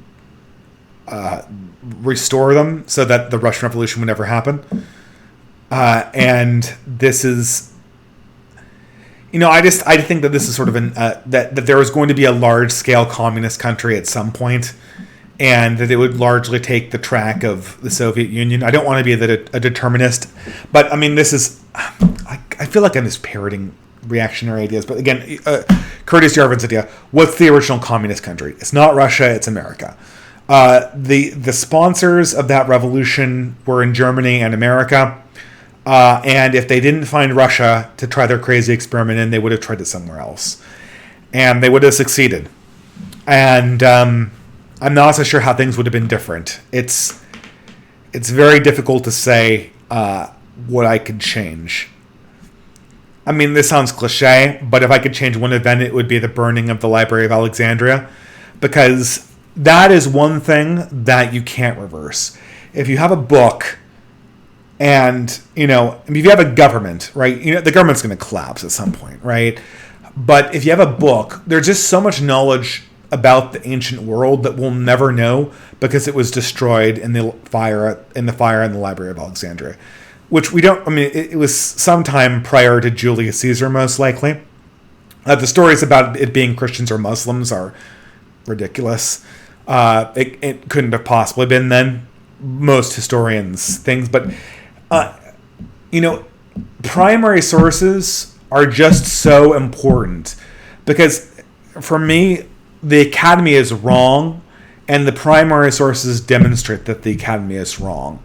That the opinions of the people who run the Academy don't correspond to the data and the primary sources that they're actually reading. The opinions of people in most mainstream history departments was that, it was that Europe was always a diverse place, and Britain never had a consolidated, idea of itself as an Anglo-Saxon country. I'm not going to say we was kangs, but they're going to imply that maybe we was kangs, right? Because that's popular. But the primary sources and the data does not bear that out. And when you see the destruction of the Library of Alexandria, it's just a huge destruction of primary sources, which is a huge decline of the knowledge that we have available to ourselves. Right now, because of that destruction, history basically begins in Greece and only really firmly begins around the later Roman historians, and then we have a big gap in the Dark Ages, which we can kind of fill in here and there. But by the Dark Ages, I just mean late antiquity. Before the establishment of the Holy Roman Empire properly in 1000 AD in Germany. But it's so that's what I'd fix. And as for the Moldbug essays, I think I discussed them at length, so I'll just leave it there and go on. Thank you very much for your contribution. So for $5, Paul Cornelius. Sorry I can't watch this live. I'm hilariously at work. The town is totally dead. Glad to see you guys. What? The thing is, it's so ridiculous that you're at work right now because I'm sworn to secrecy on this, but I know where Paul lives and I know where he works. Broadly speaking, I don't know actually where, like his address or something like that. And the idea that you're at work right now is the stupidest thing ever. It's literally a misdemeanor to even. It's literally the state has literally declared it a misdemeanor, from my understanding, even to gather in a way that can make use of your service. Anyway, I'm not going to go on, but thank you very much for your contribution. This is why. I don't know. This is definitely the left can work on. The left is going to have to come to terms with the fact that when it gets 100% of the power, it acts supremely incompetent, as evidenced by the administration of most of California and of Baltimore. So, I don't think this is a topic the left wants to take on, but it's a topic that is certainly relevant in my life and is certainly relevant to everyone's life in these times of coronavirus and all this stuff. How am I looking on the screen here? I'm a little bit pale, but other than that, okay. Where did the super chats go? Here we go. Oh dear. Okay, well that's freezing. I think I'm still streaming, right? Can people tell me if they can still see me? Oh no. Okay, I think that someone's gonna have to tell me on chat whether I'm still streaming. I think that killing my browser is going to kill the connection, but I can't see what's going on. I'm going to kill the browser and then try to come back here. Oh, damn. Okay, so if I'm still streaming here, okay, so I guess people are still seeing me. I'm going to reset my browser, and because I can't see you guys now, so we're going to have to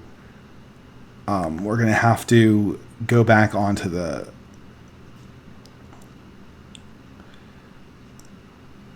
Okay, here we go. Okay, great. So we have that back. And can I get to my super chats from here? Why do they have to make this so difficult? Okay, here are the super chats. Can we scroll down?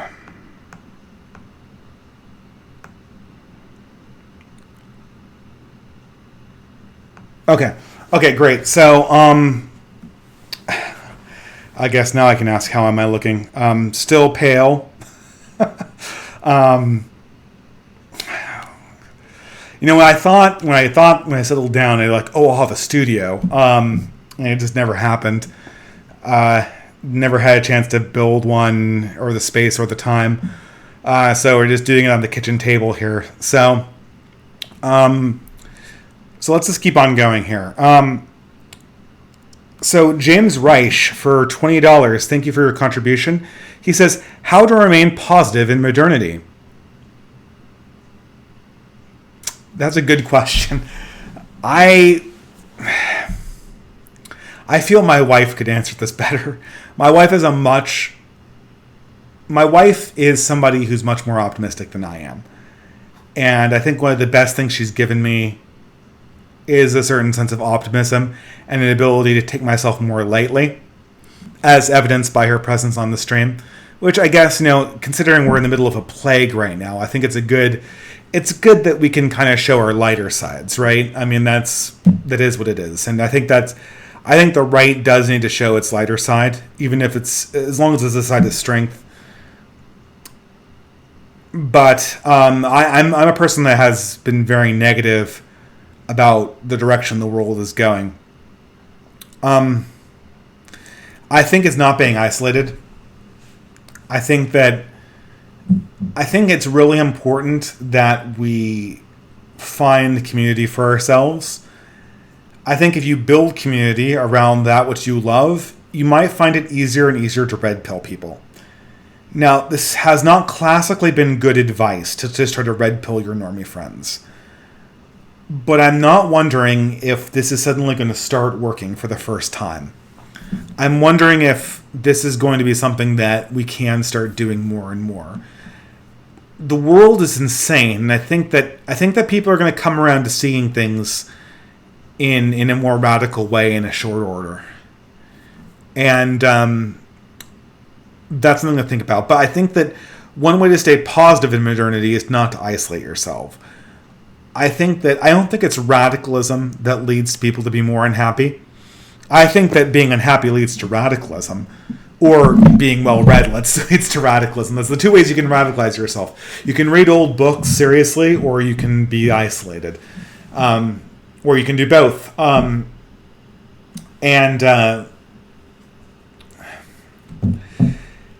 But I think that one of the things is, even if you are radical, is just not to isolate yourself. Angela Nagel was right. Human beings were not meant to be as isolated as we are right now. So find something you love and do it. One of the things I was discussing with my wife, was what if we just did game streams on her channel or something like that, right? Just took board games that we really liked and played digital versions of them online. I mean, it sounds really stupid, and normie tier content and Twitch tier content, and in a lot of ways it is. But I mean, it is something that you can actually go out there and meet people and do. And just obviously you can't now because we're under a literal command from the government not to be generally sociable. But I don't know. It's something to consider.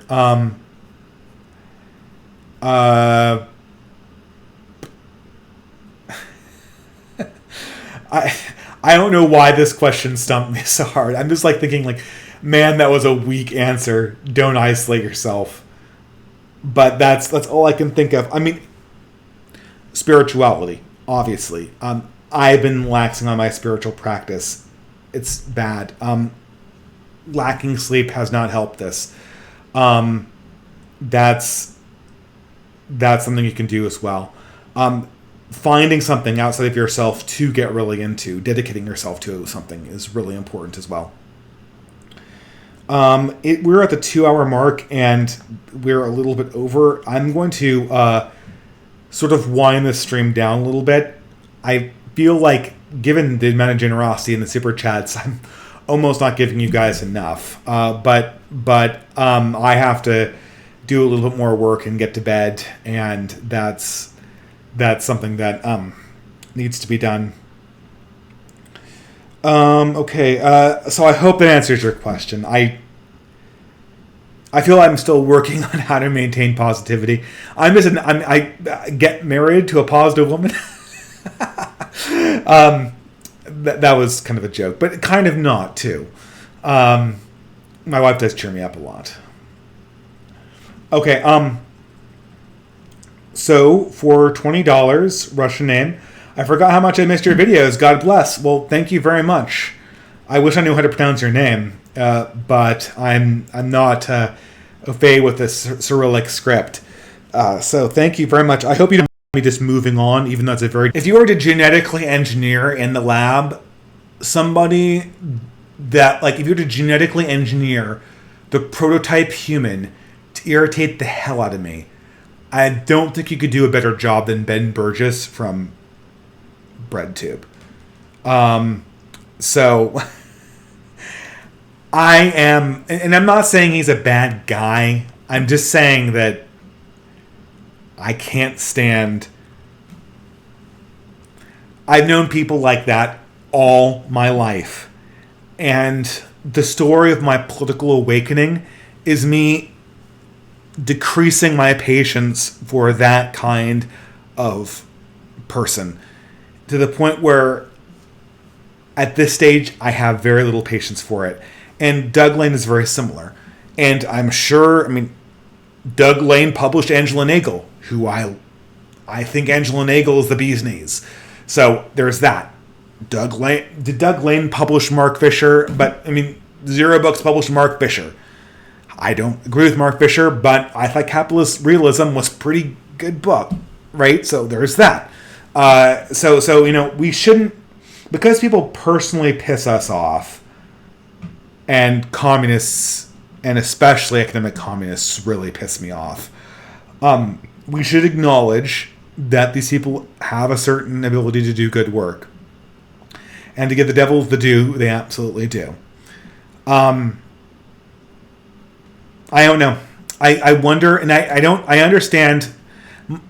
My irritation with Ben Burgess went from being personal to being toxic when I felt that he was misrepresenting my own opinions back to me. Now, I was there on Twitter when I still use Twitter, literally clarifying the words I used in the video. And Ben Burgess was like, well, no. Even though you didn't mean that, you said this, so I'm just going to refute this argument. And I was just like, okay, this is not serious. This is just toxic gotchas. And so I kind of wrote them off at that stage.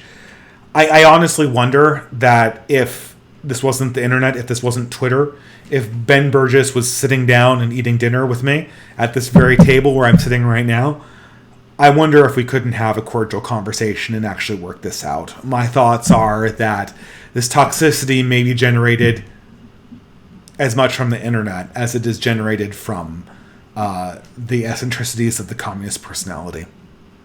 But maybe, I don't know. I don't really like communism as a moral religion. I really dislike communism as a religion.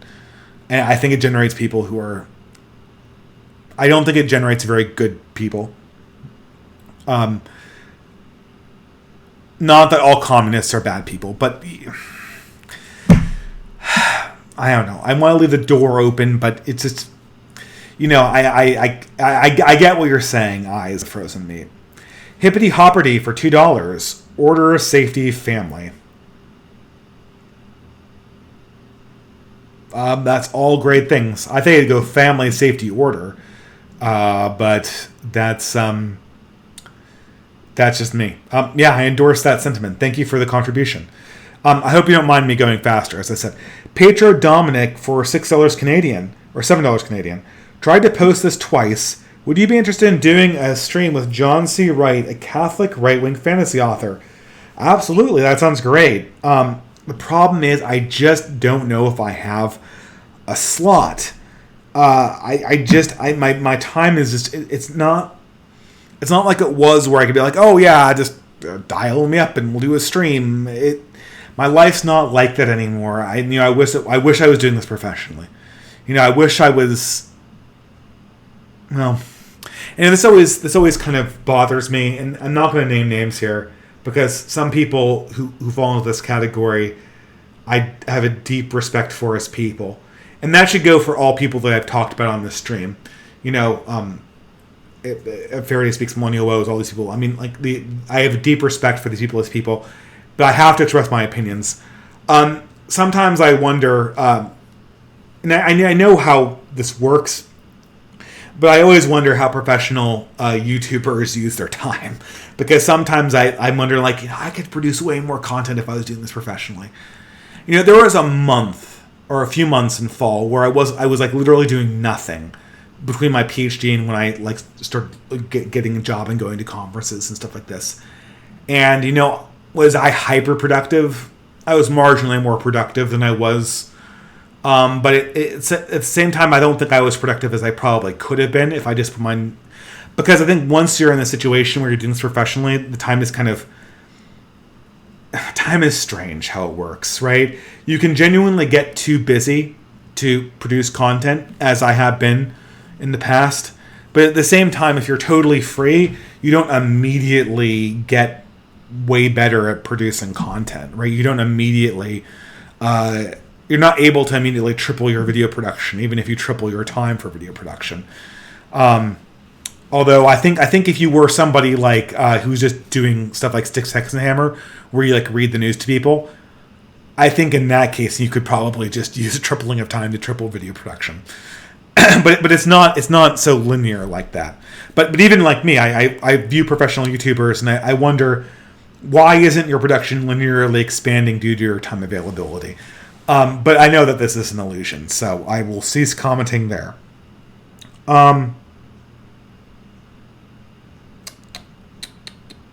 So that's questions out of the way.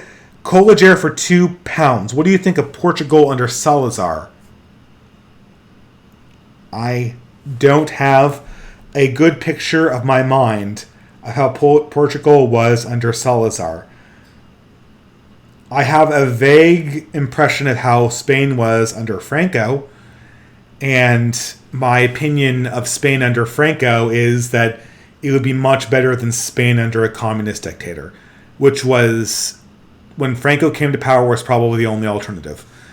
I think Franco shot a lot fewer people than a communist or an anarchist ruler of Spain would have shot. And I think he transitioned power, and I think he was, I don't know, it's genuinely not as negative as most liberals. But I sometimes feel very irresponsible judging people outside of the context that they came about in, right? And Franco is one of those people where I feel very, I'll give you a better example than Franco. Tokugawa. So if people aren't aware of this, Tokugawa was, he was the daimyo. I forget what his first name was. Tokugawa Ieyasu or something like that. But anyway, he was the daimyo that after all, I mean, he wasn't a particularly good general like Oda Nobunaga, who was one of my personal heroes in history, who was a true great man, in my opinion, a true Julius Caesar for his time. But unlike Oda Nobunaga, Tokugawa was just the guy who was the last one left standing. And through a bunch of political maneuvering that was very advantageous, he was able to switch the allegiances of a bunch of people in the last battle of the war, in the 16th century wars for Japan, and he was able to become a shogun. After which, he totally illegalized Christianity and instituted a policy of Sugoku, which is a shutting down of all contact with the Western world, which he felt would be toxic to Japanese culture. And he began a campaign of brutal suppression of Christianity, the likes of which is very, very hard to understate. And he martyred a fair number of Catholics, which are still venerated as saints in the church today. Is it Ieyasu? Ieyasu? Is that Tokugawa Ieyasu? Okay, yeah, that's the name. originally I thought this person was a villain. He was not a great general or a great military tactician. I felt he was a petty bureaucrat.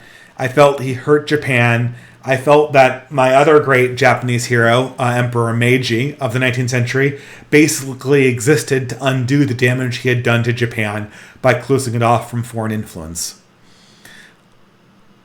I feel a lot less like that these days.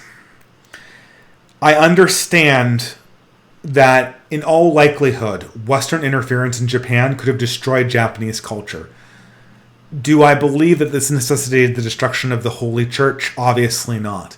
I believe that what existed after the borders were shut in Japan, in Japanese Christian, was authentically Japanese just as much as Buddhism or Shintoism was, and that it could have thrived in harmony with the rest of Japanese culture.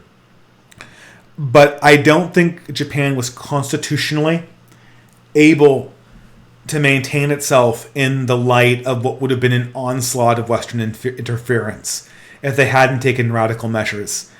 And I think Tokugawa was seated with a very tough call. And though I condemn his brutality, I'm not so sure that I can condemn that decision. And I feel very similar about Franco, right? And so that's sort of my answer. And some people consider this to be a waffly answer. I don't know. To me, it's just part of being real. So I don't know. I'm sure I'm going to get pushback from that. I definitely disagree with his treatment of the Christians, obviously. And I think that at some point, an Emperor Meiji was needed. Someone who could make Japanese modern and still Japanese. And so I consider Oda Nobunaga to be the great general of Japan, and I consider Emperor Meiji to be the cultural savior of the Japanese spirit. And Tokugawa is a controversial figure, which I feel very difficult judging. Okay. So this white whale for $2. Have you ever read Gene Wolfe or R.A. Lafferty? I've never read R.A. Lafferty. I love Gene Wolfe. His Book of the New Sun is amazing.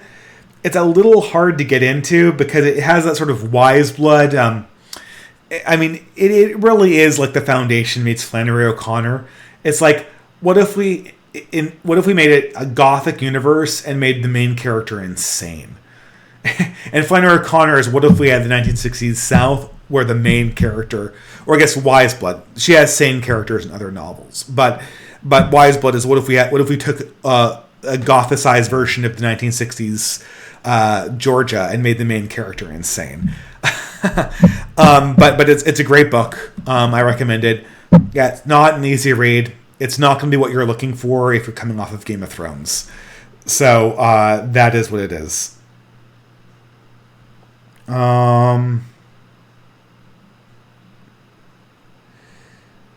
$1 for Hippity Hoppity. I think that's a pure contribution. Thank you very much. Oh, followed by a $2 contribution saying, read National Destiny by Marshall Ironside. Never heard of that. Well, I think I've heard of that book, but I'll take a look at it, okay? I forget who Marshall Ironside is. It's not coming to me right now. I know I've heard of it in some other context. For £2, any thoughts on Enoch Powell? Well, Enoch Powell's Rivers of Blood speech. Well, I feel that Enoch Powell was right to be concerned about uncontrolled immigration to Britain. I'm thinking of the right person, right? Enoch Powell's Rivers of Blood speech, right? It's late, guys. I'm not confusing him with the black shirts guy, right? What's the guy's name? I'm forgetting. The one that Laura Towler likes. But Enoch Powell, I think he was just a standard British politician that pointed out the he's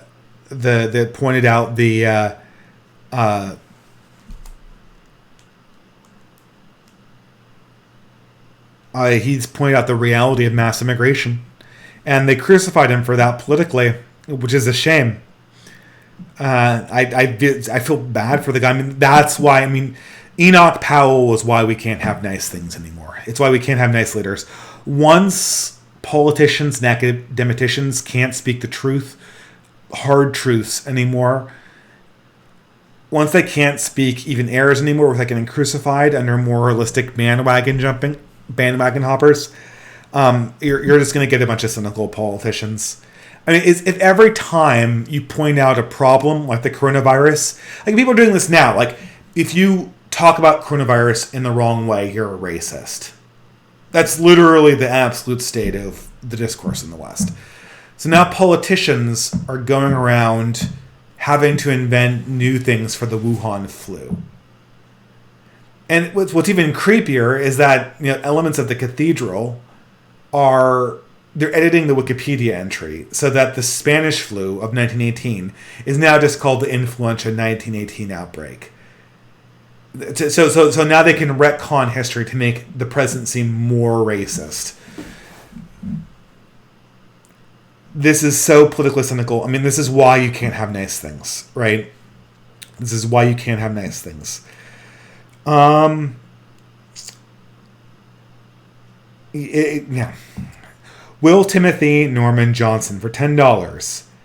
You've talked before about how the right gets into blood sports easily. Do you think we have a common propensity to want to find a king?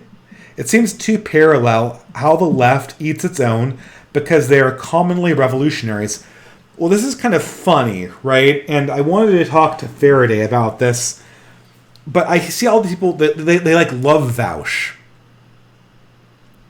And they don't love Vaush because Vaush has a new idea, or I imagine even because they like watching his highly spurgy and autistic streams, which go on forever and are mainly just him repeating the same talking points over and over and over again.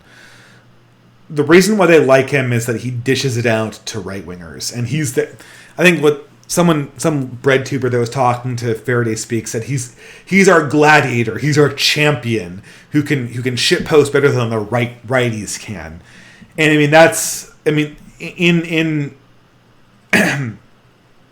in Vaush you have the left doing blood sports. And I think obviously when blood sports ceased to be lucrative, people stopped doing it. It's not only lucrative, it's outright dangerous to your career. And I think there was some drama between Vaush and Ethan Ralph that occurred a few days ago in just this kind of environment. And it just, in blood sports leads nowhere. It's kind of nice to have debates, and you can read in between the lines and you can learn a lot from saying people clash. But ultimately, debates of the blood sports variety, if they're not dialectics in a very calm way, oftentimes they can obscure more, and they certainly can be very politically damaging if you're in a position where the cathedral can just reach out and crush your career like that, as obviously they did to Ethan Ralph.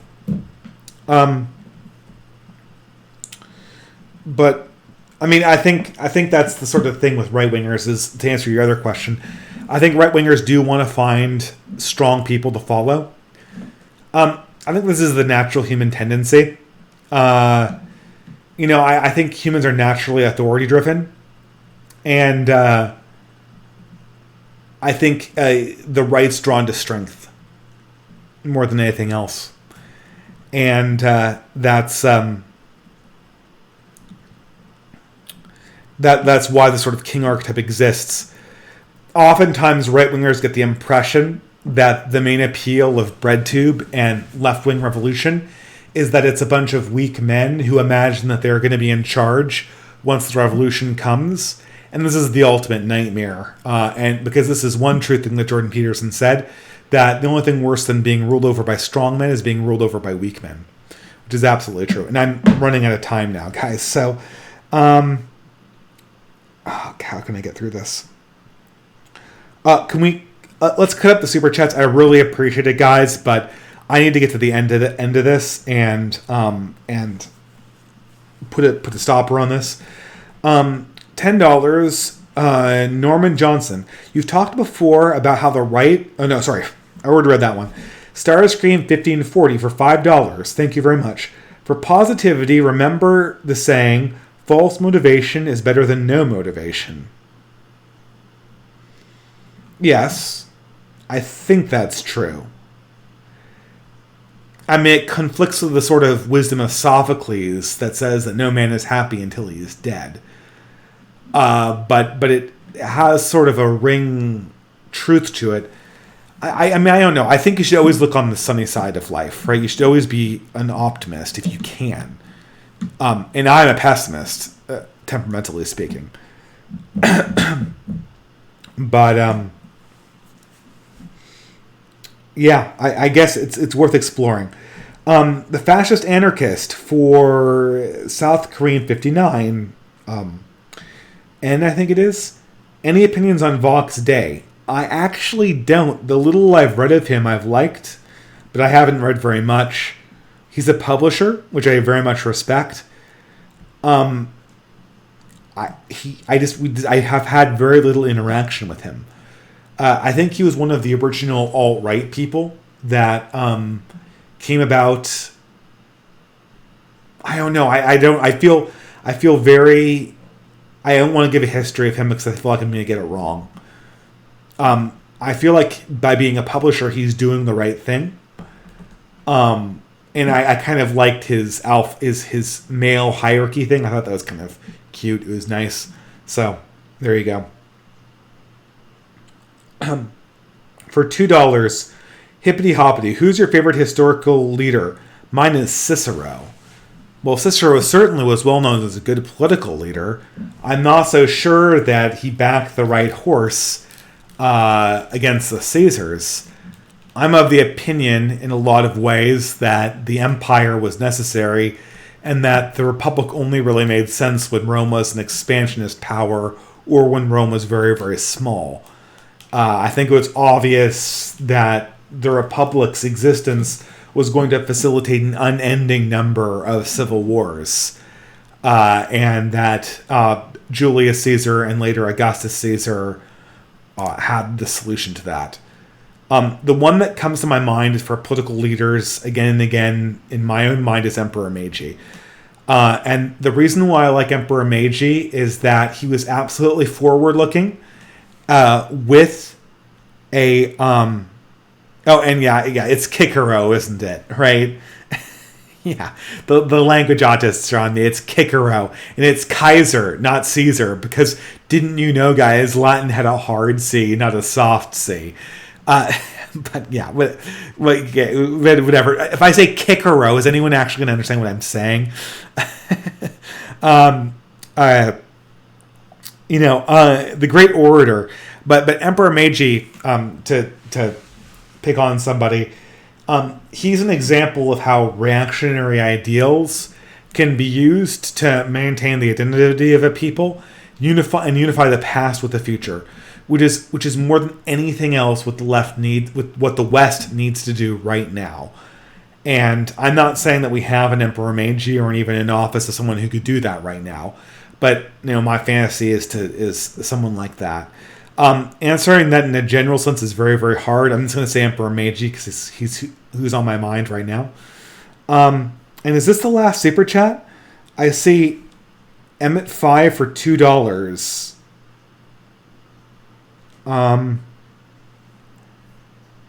Okay. Emmett 5 for $2. Is rent seeking a good strategy for taking power? I mean, that's basically entryism, right?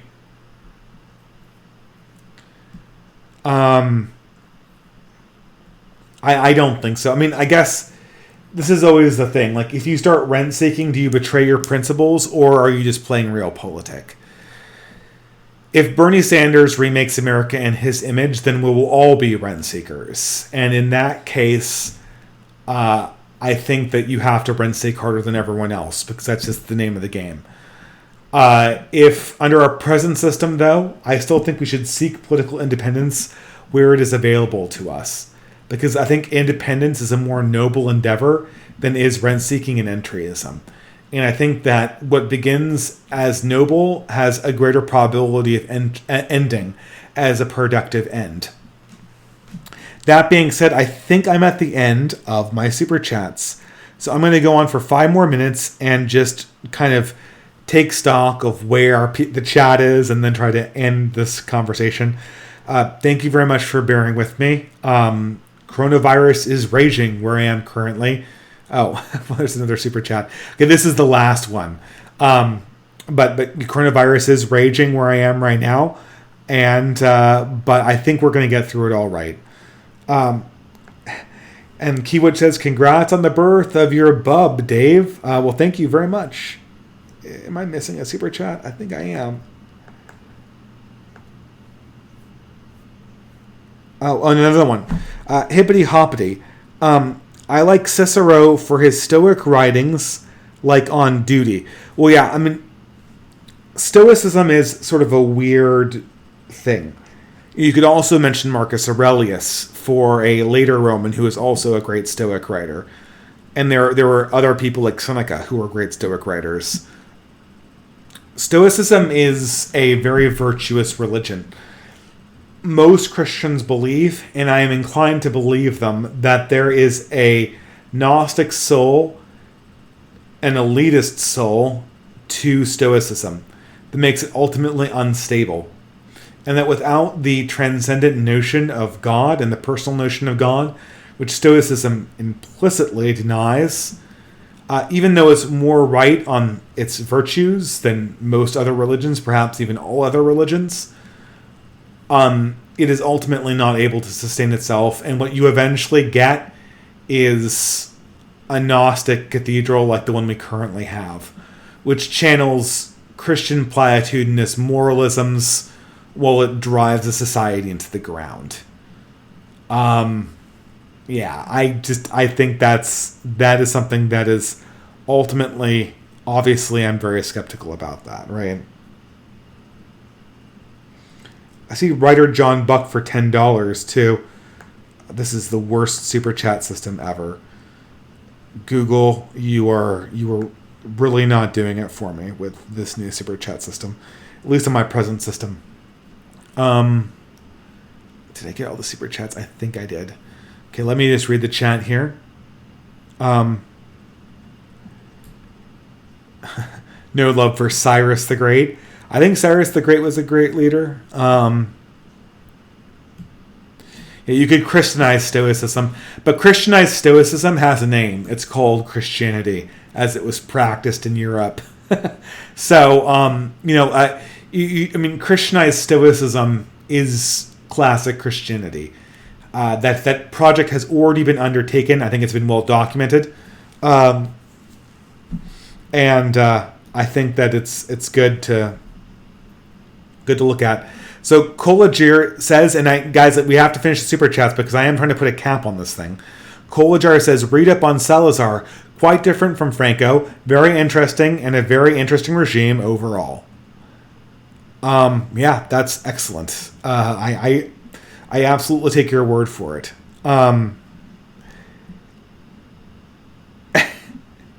Someone's asking me, are we going to get a To Be Left-Wing video as a mirror to the To Be Right-Wing video?